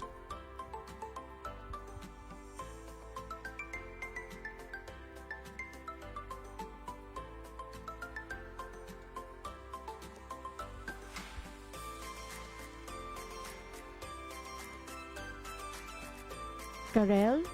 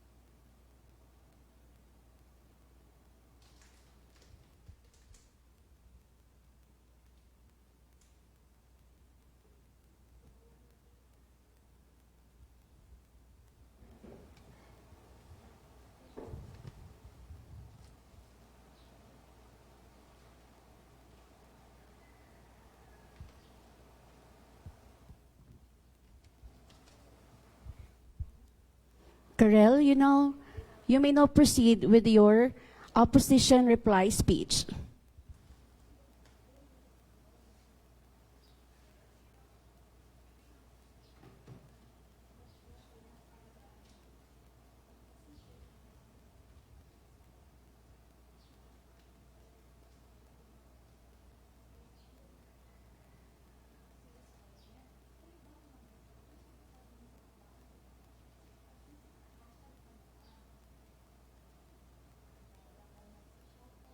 Again, good morning everyone.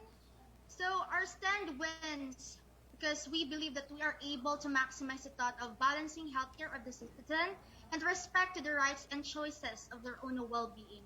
We also state that we focus on being careful and not to be 100% assured that mandating vaccines would be effective, and therefore we should not be legalizing it, since it risks citizens that could also lead to death. The government side has an inherent weakness of tyranny of the majority. They rule in which the majority of an electorate pursues exclusively its own objectives, neglecting what our second speaker said, which persons who have allergies or reaction to the vaccine. The third speaker of the government side also stated that our country is in financial stability, in which we, the opposition, disagree, since the country is in serious debt. We highlighted that it is not practical to mandate vaccines, since Philippines once again is in deep debt. Our mechanism, such as testing and herd immunity, is much better since we can continue what the DOH implemented as of the moment by strengthening measures. The opposition strongly believes that the current actions of DOH, which is herd immunity, where Filipinos are not forced to be vaccinated, meaning voluntary vaccination, but with a goal. This is the answer to combat COVID-19 pandemic and not the mandatory vaccination to all Filipinos, meaning 100%.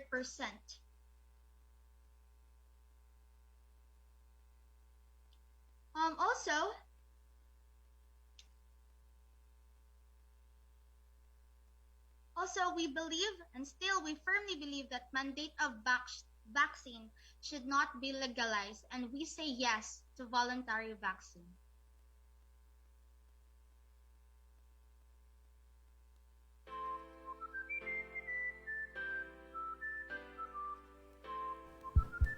That would be all. Thank you. The speaker spoke for 2 minutes and 16 seconds. I thank the opposition reply speaker. Now let's call on the government reply speaker, Lester June Laure.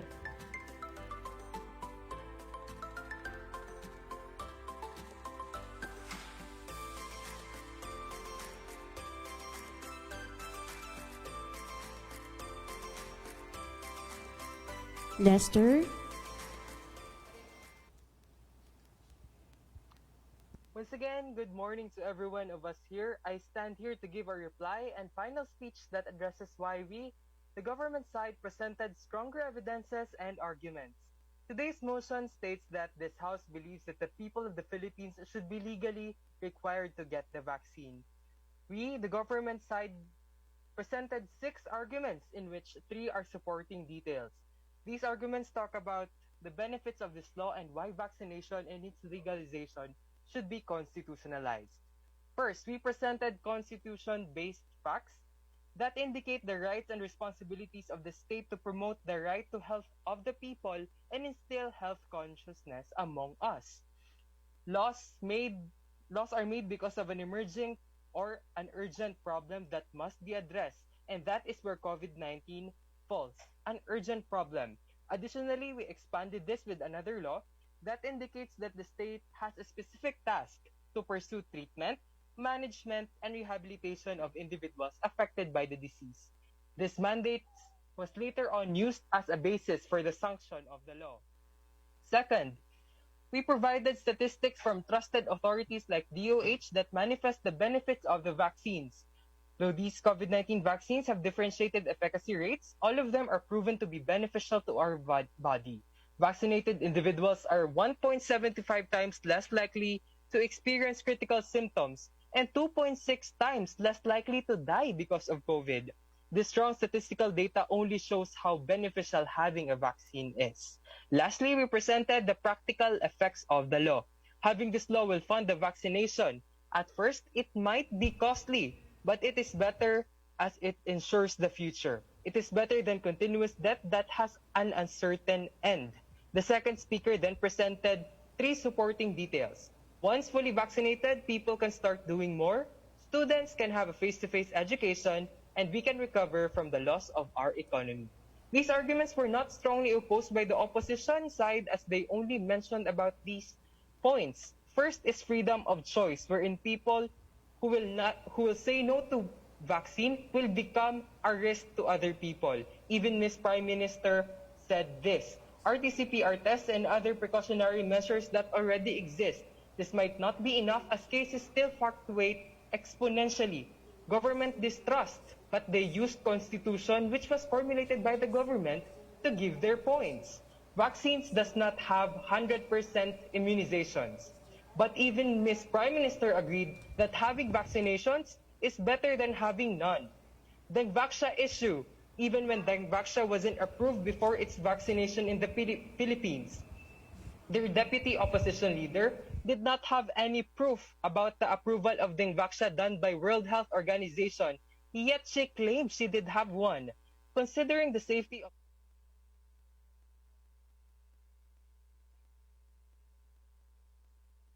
the hesitancy rate dropped because of the efficacy of the vaccine, which is a point for us, and not considering that the continuous death is mostly linked because of hesitancy of vaccine. All of these points strengthened our arguments, and with this, we can say that our arguments outweighed that of theirs. We presented constitution-based points, urgency to eradicate the virus, and benefits of vaccination to both health and economy.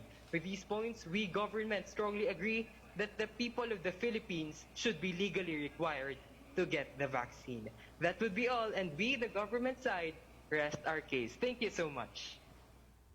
The speaker spoke for 3 minutes and 55 seconds. I thank the government reply speaker. That's the end of the debate 2021 for the elimination round. Debaters, you may now cross the house virtually. And now, judges has deliberated the result. Let's now call on the Chief Adjudicator, Mr. Eric Gerard Nebran. Sir?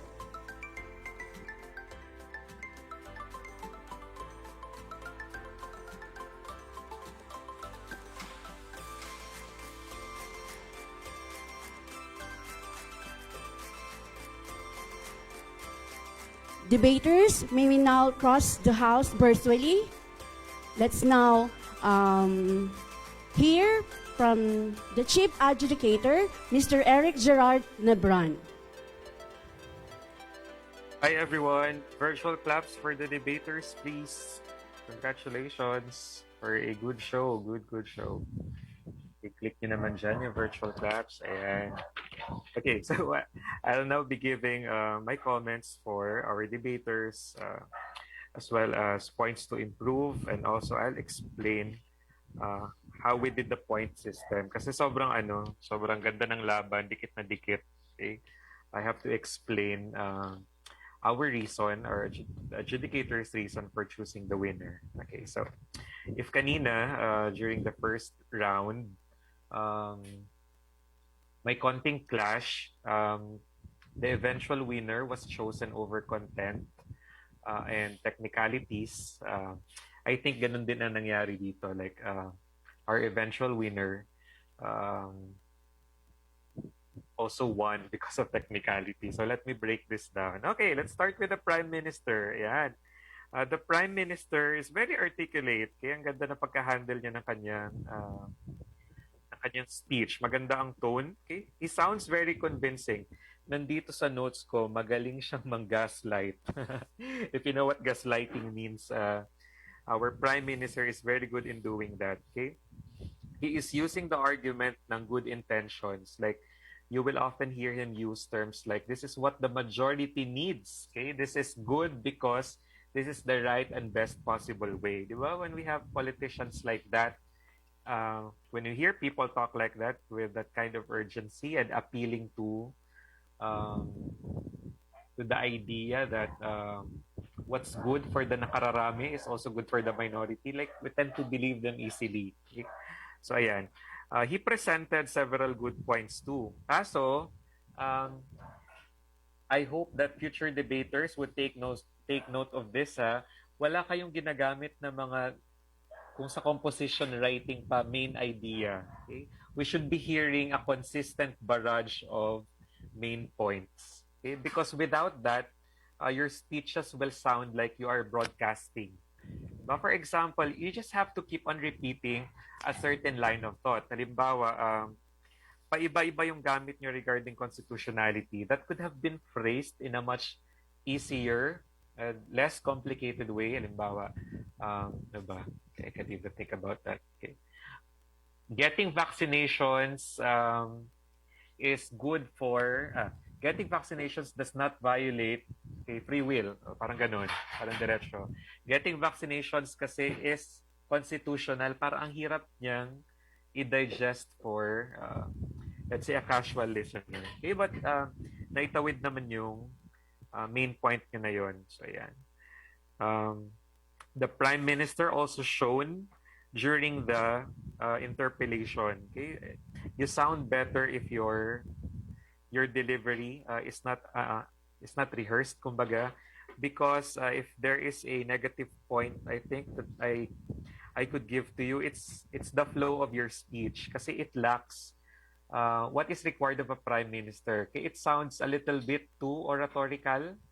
Diba? There are some sentences there that could have been completely disposed of. Okay, I was waiting for a good definition of mandatory, like that could have clinched easily your position in the lead government side, if na-define niyo ng maayos what does mandatory operationally mean. Diba sa research, mandatory has its dictionary definition, pero para sa inyo, anong ibig sabihin nyo nun? Okay?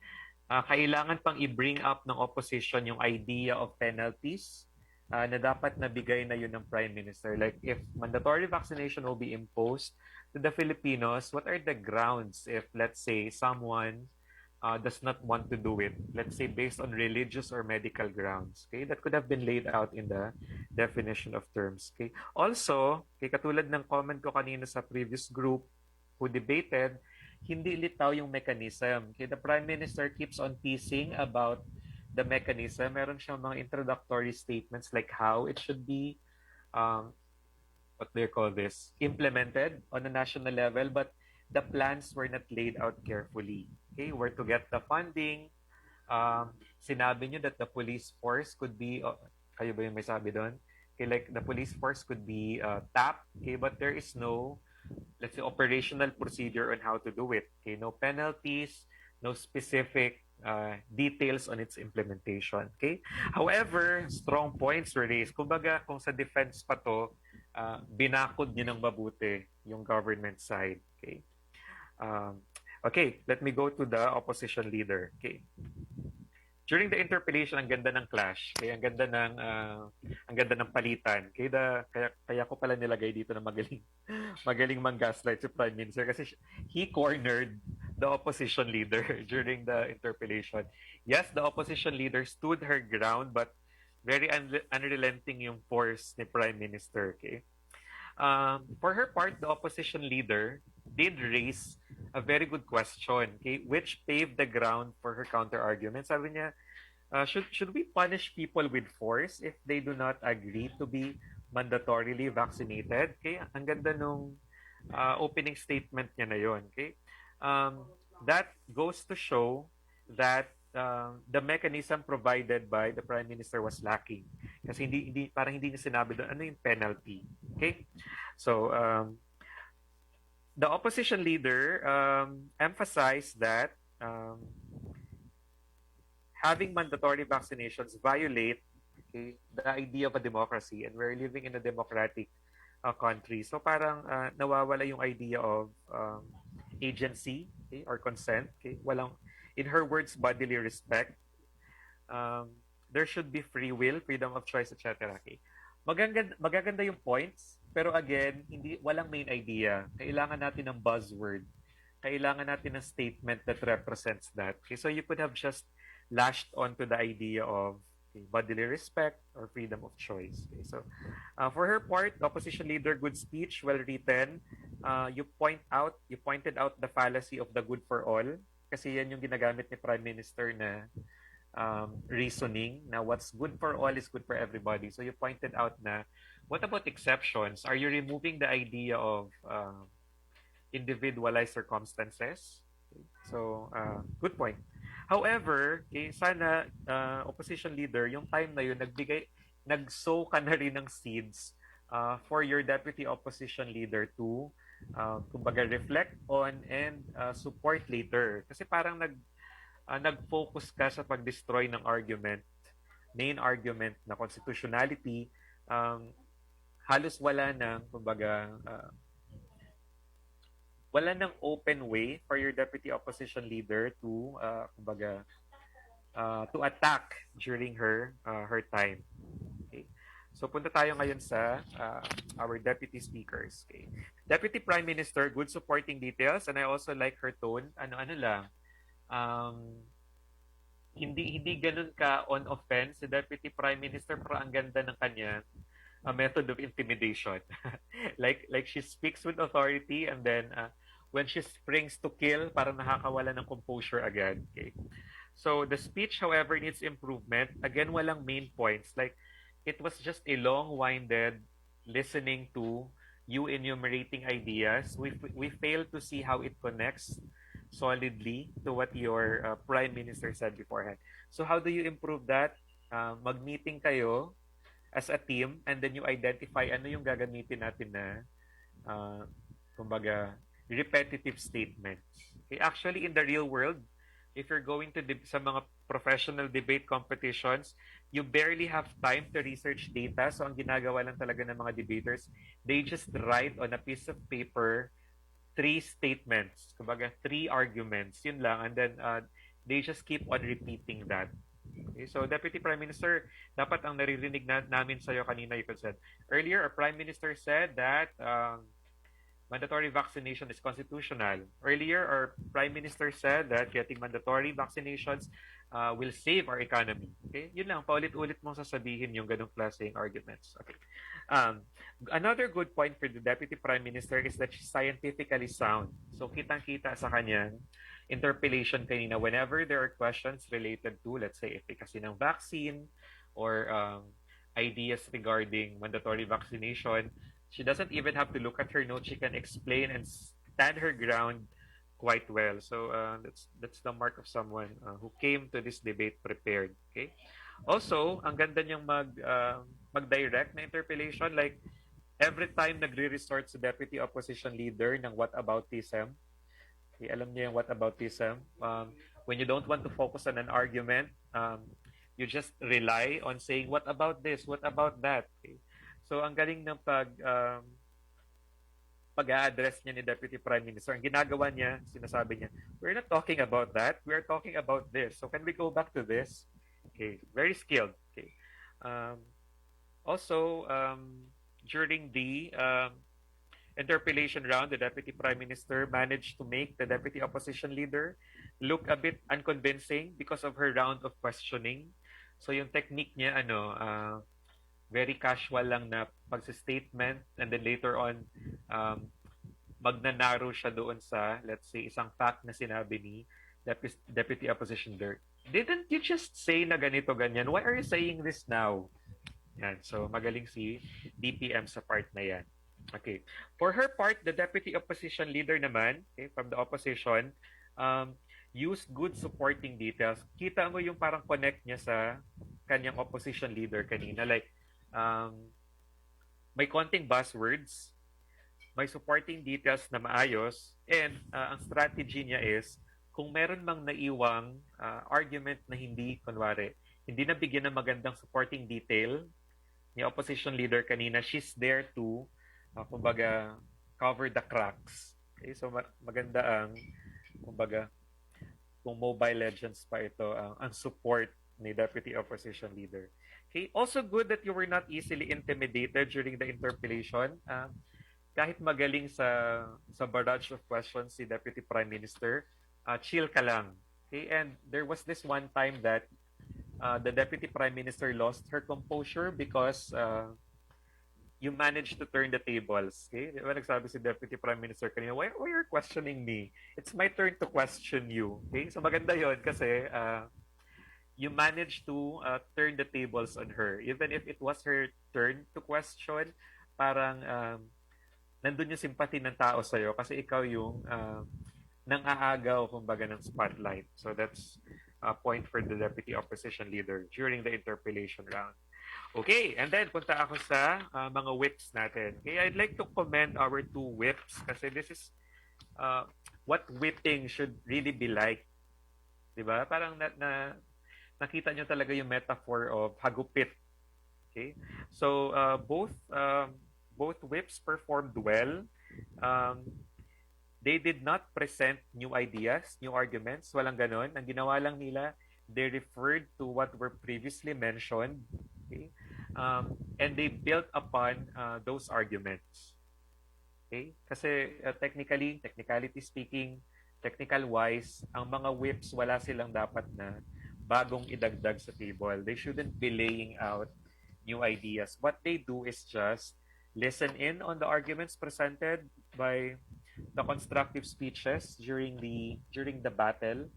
They should be ready with their pen and paper. They should be jotting down the statements made and they should be destroying them carefully. So parang ganun naman ang nangyari. Okay? Although I'd like to mention some points. Punta tayo sa government whip. Okay. She said, it is not discriminating kasi parang ang nangyari, nilabas ni Deputy Opposition Leader na discriminatory yung practice ng mandatory vaccination. So the government whip was quick to point out na no, hindi naman siya discriminatory because there are provisions. Okay? May mga exceptions tayo and then she carefully laid out those provisions. Okay? Good point, government whip, pero comment ko, that should have been done by the Prime Minister early on. So, kumbaga, there shouldn't have been a responsibility of you carefully covering that crack if early on during the government side, you could have laid out these provisions na agad. Okay? In terms of the mechanism. Kaya importante yung mechanism kasi doon natin makikita na mandatory does not probably mean 100%. Mandatory does leave room for people with allergies. Mandatory does leave room for blah, blah, blah, blah. Okay? You could have said that earlier. Okay? Also, good strategy of recovering some portions regarding constitutionality that were questioned by the opposition. Ang kulang lang sa government whip, I think, is halos wala kang na-demolish na counter-arguments made by the opposition. Mamaya, I will enumerate the arguments of both sides and which remain standing and which were destroyed. So government whip, magandang support pero kulang sa pagbe-breakdown na sinabi ng kalaban. Also, you went beyond the 7-minute mark. Okay, you could have shortened some supporting details so that you could have made your point in a in a brief and succinct manner. Okay. Punta tayo kay opposition whip. Okay, opposition whip. Okay, very methodological. Okay, very procedural ang atake ni opposition whip. Okay, what he did was start with an interpellation that carefully pointed out the status quo is working. So why do you have to disrupt it? Diba? Were you able to catch that, audience? Okay. Careful lang, ang ganda ng opening lang ni opposition whip. Are you aware that what we are doing now is not mandatory vaccination but herd immunity? So the government whip had no chance but to agree. And then carefully he laid out, if everything is working, then why is there a necessity? Why do you keep on insisting that there is a better way? Okay? Why do we have to rock the boat in the first place? Okay? So the interpellation laid the way for him to enumerate the points raised by the government early on and procedurally destroy them one by one. Okay? Medyo nagkulang lang siya due to technical troubles. Hindi niya lang natapos yung speech niya. But there was enough time for him to point out kung saan nagkulang ang mga arguments ng government side. Okay? So, the constitutionality argument, I think, was successfully destroyed by the opposition whip. Let me just break down now the arguments from both sides before I announce the winner. Okay. So, basically, the government side had 3 essential points. Okay? Nag-effort akong isulat ito kasi wala kayong mga buzzwords. Okay? Mas madali sana sa amin adjudicators ilista ito kung naririnig namin yan repeatedly. Okay? But let me rephrase what you said. Okay, first argument of the government side. Mandatory vaccination is constitutional because it is for the greater good. So parang walang nilalabag na rights and we should do it kasi it's good for everybody. Second argument is that it saves lives. So it's very urgent. Kailangan natin siyang gawin kasi maraming namamatay, maraming nagkakasakit. Okay? And third argument, it is the best and most practical solution to save people and recover the economy. Okay? Right government side, yun yung 3 main points ninyo. Although the reply speaker said 6 daw, pero the remaining 3 were just supporting details that could be traced back to these 3 strong points. Right? Okay. Punta tayo sa opposition. Ito naman ang kanilang counter arguments. First, it is against the idea of free will. So it contradicts the idea of a democracy. You can't summarily create a law that mandates something and it should be, kumbaga, 100% executed for everybody. Walang chances for penalties. I mean provisions. Number 2, okay, counter argument. We don't have enough resources. Okay, I have to rephrase this kasi medyo hindi nyo nasabi exactly. Okay, what they call this? Hindi siya litaw. Okay, but your arguments seem to point out towards this idea. Kulang. May pagkukulang sa resources. Okay. And the third point is that, okay, what about the minorities? What about those with exceptions? What about those who are exercising, let's say, freedom of religion? What about those with allergies? What about those who are not compatible with the vaccine? Okay, so tingnan natin, saan nag-clash at saan nasira. Okay. For my part, I like the way that the government side delivered, okay, their arguments. However, procedurally, sinira siya ng opposition. Yung constitutional argument ng government side ay sinira ng opposition based on bodily agency, free will. Okay? That we can't take that away. So, ang ginamit nila na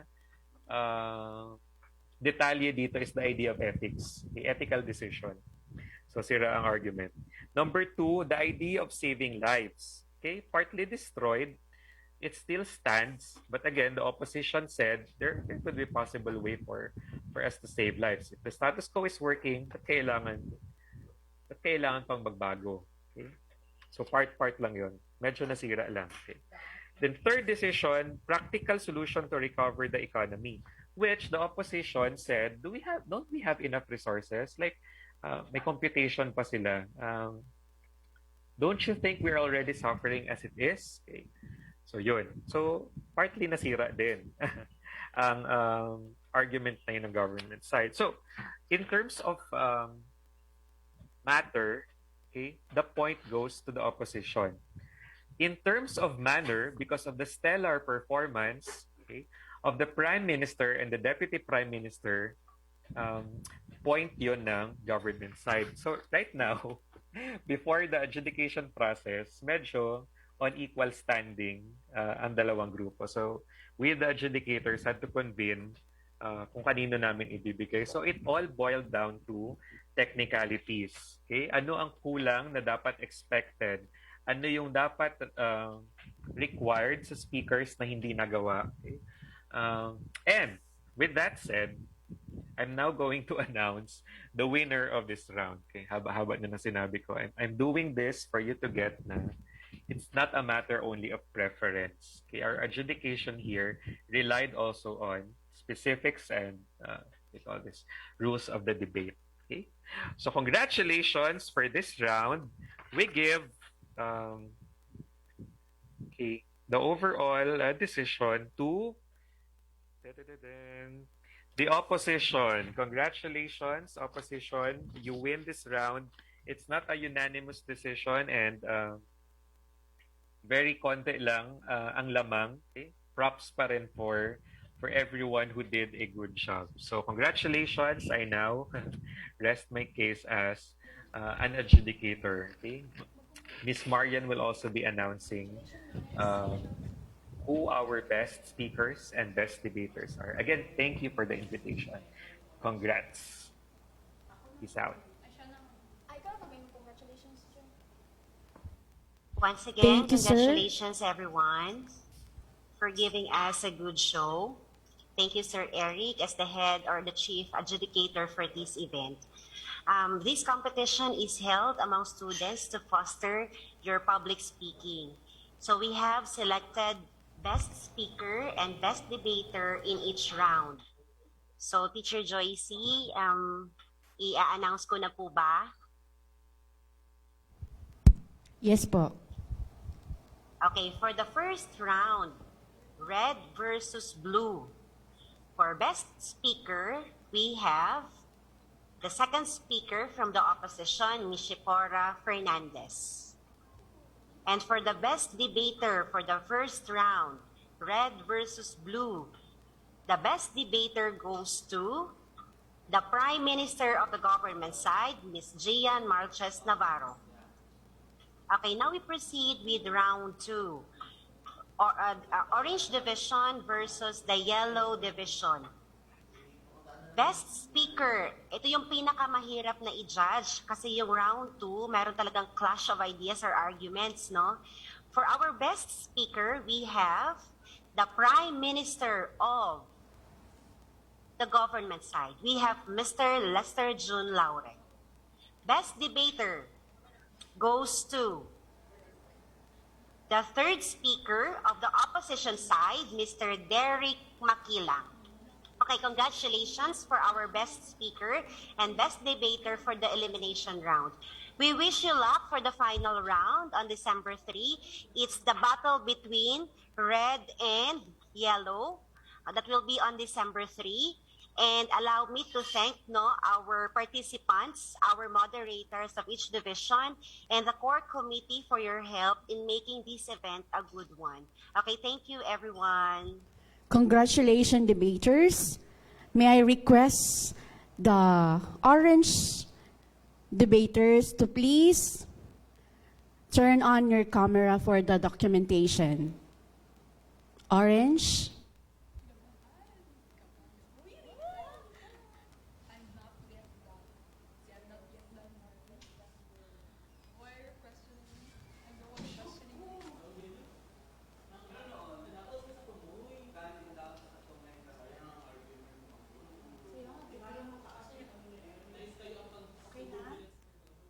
Smile. Thank you, orange. Yellow. Yellow. Please turn on your camera for the documentation. And congratulations. Lakihan yung smile. Derek, ayusin, tanggalin yung kamay. Yan. Derek.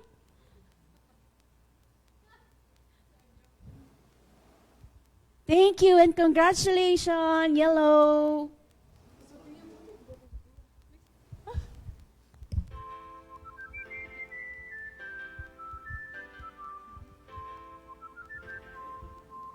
That was an outstanding battle. The contestants really impressed me the way they defend their side.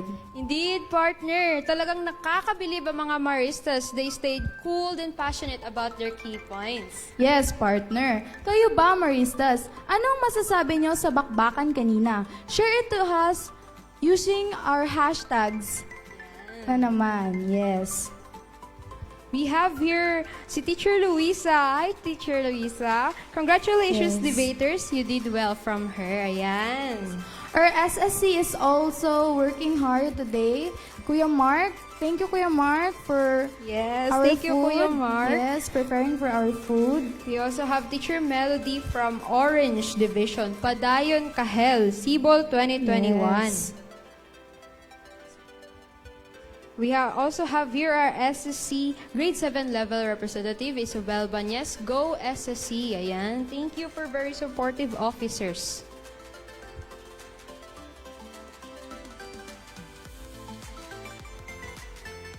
Congratulations, winners, for our debate elimination round.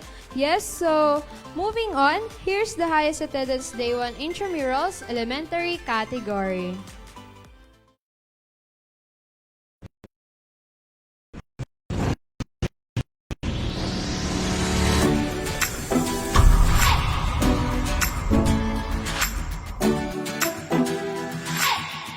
On highest attendance for the elementary, we have from Orange Division.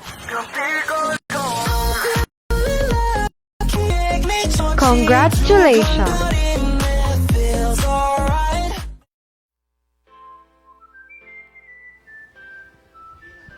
Congratulations, Orange Division. Let's go to the highest attendance high school category, Day 1 Intramurals.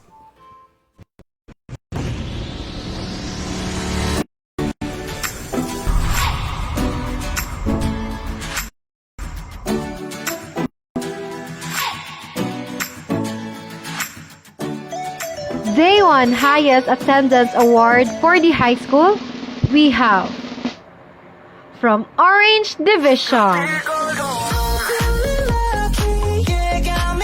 Congratulations. Congratulations, Orange Division. So to end our program, may we call on Ms. Isobel Banyes, our SSC Grade 7 level representative for our closing prayer.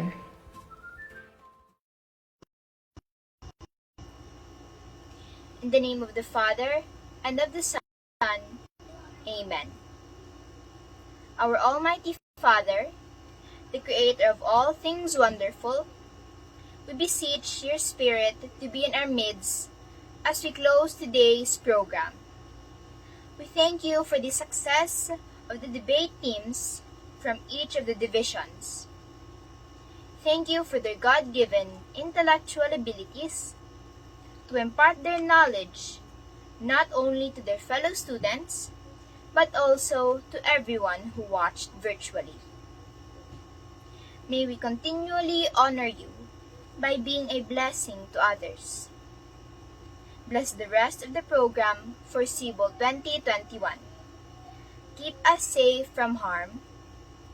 This is our prayer in the loving name of Jesus, your Son. Amen.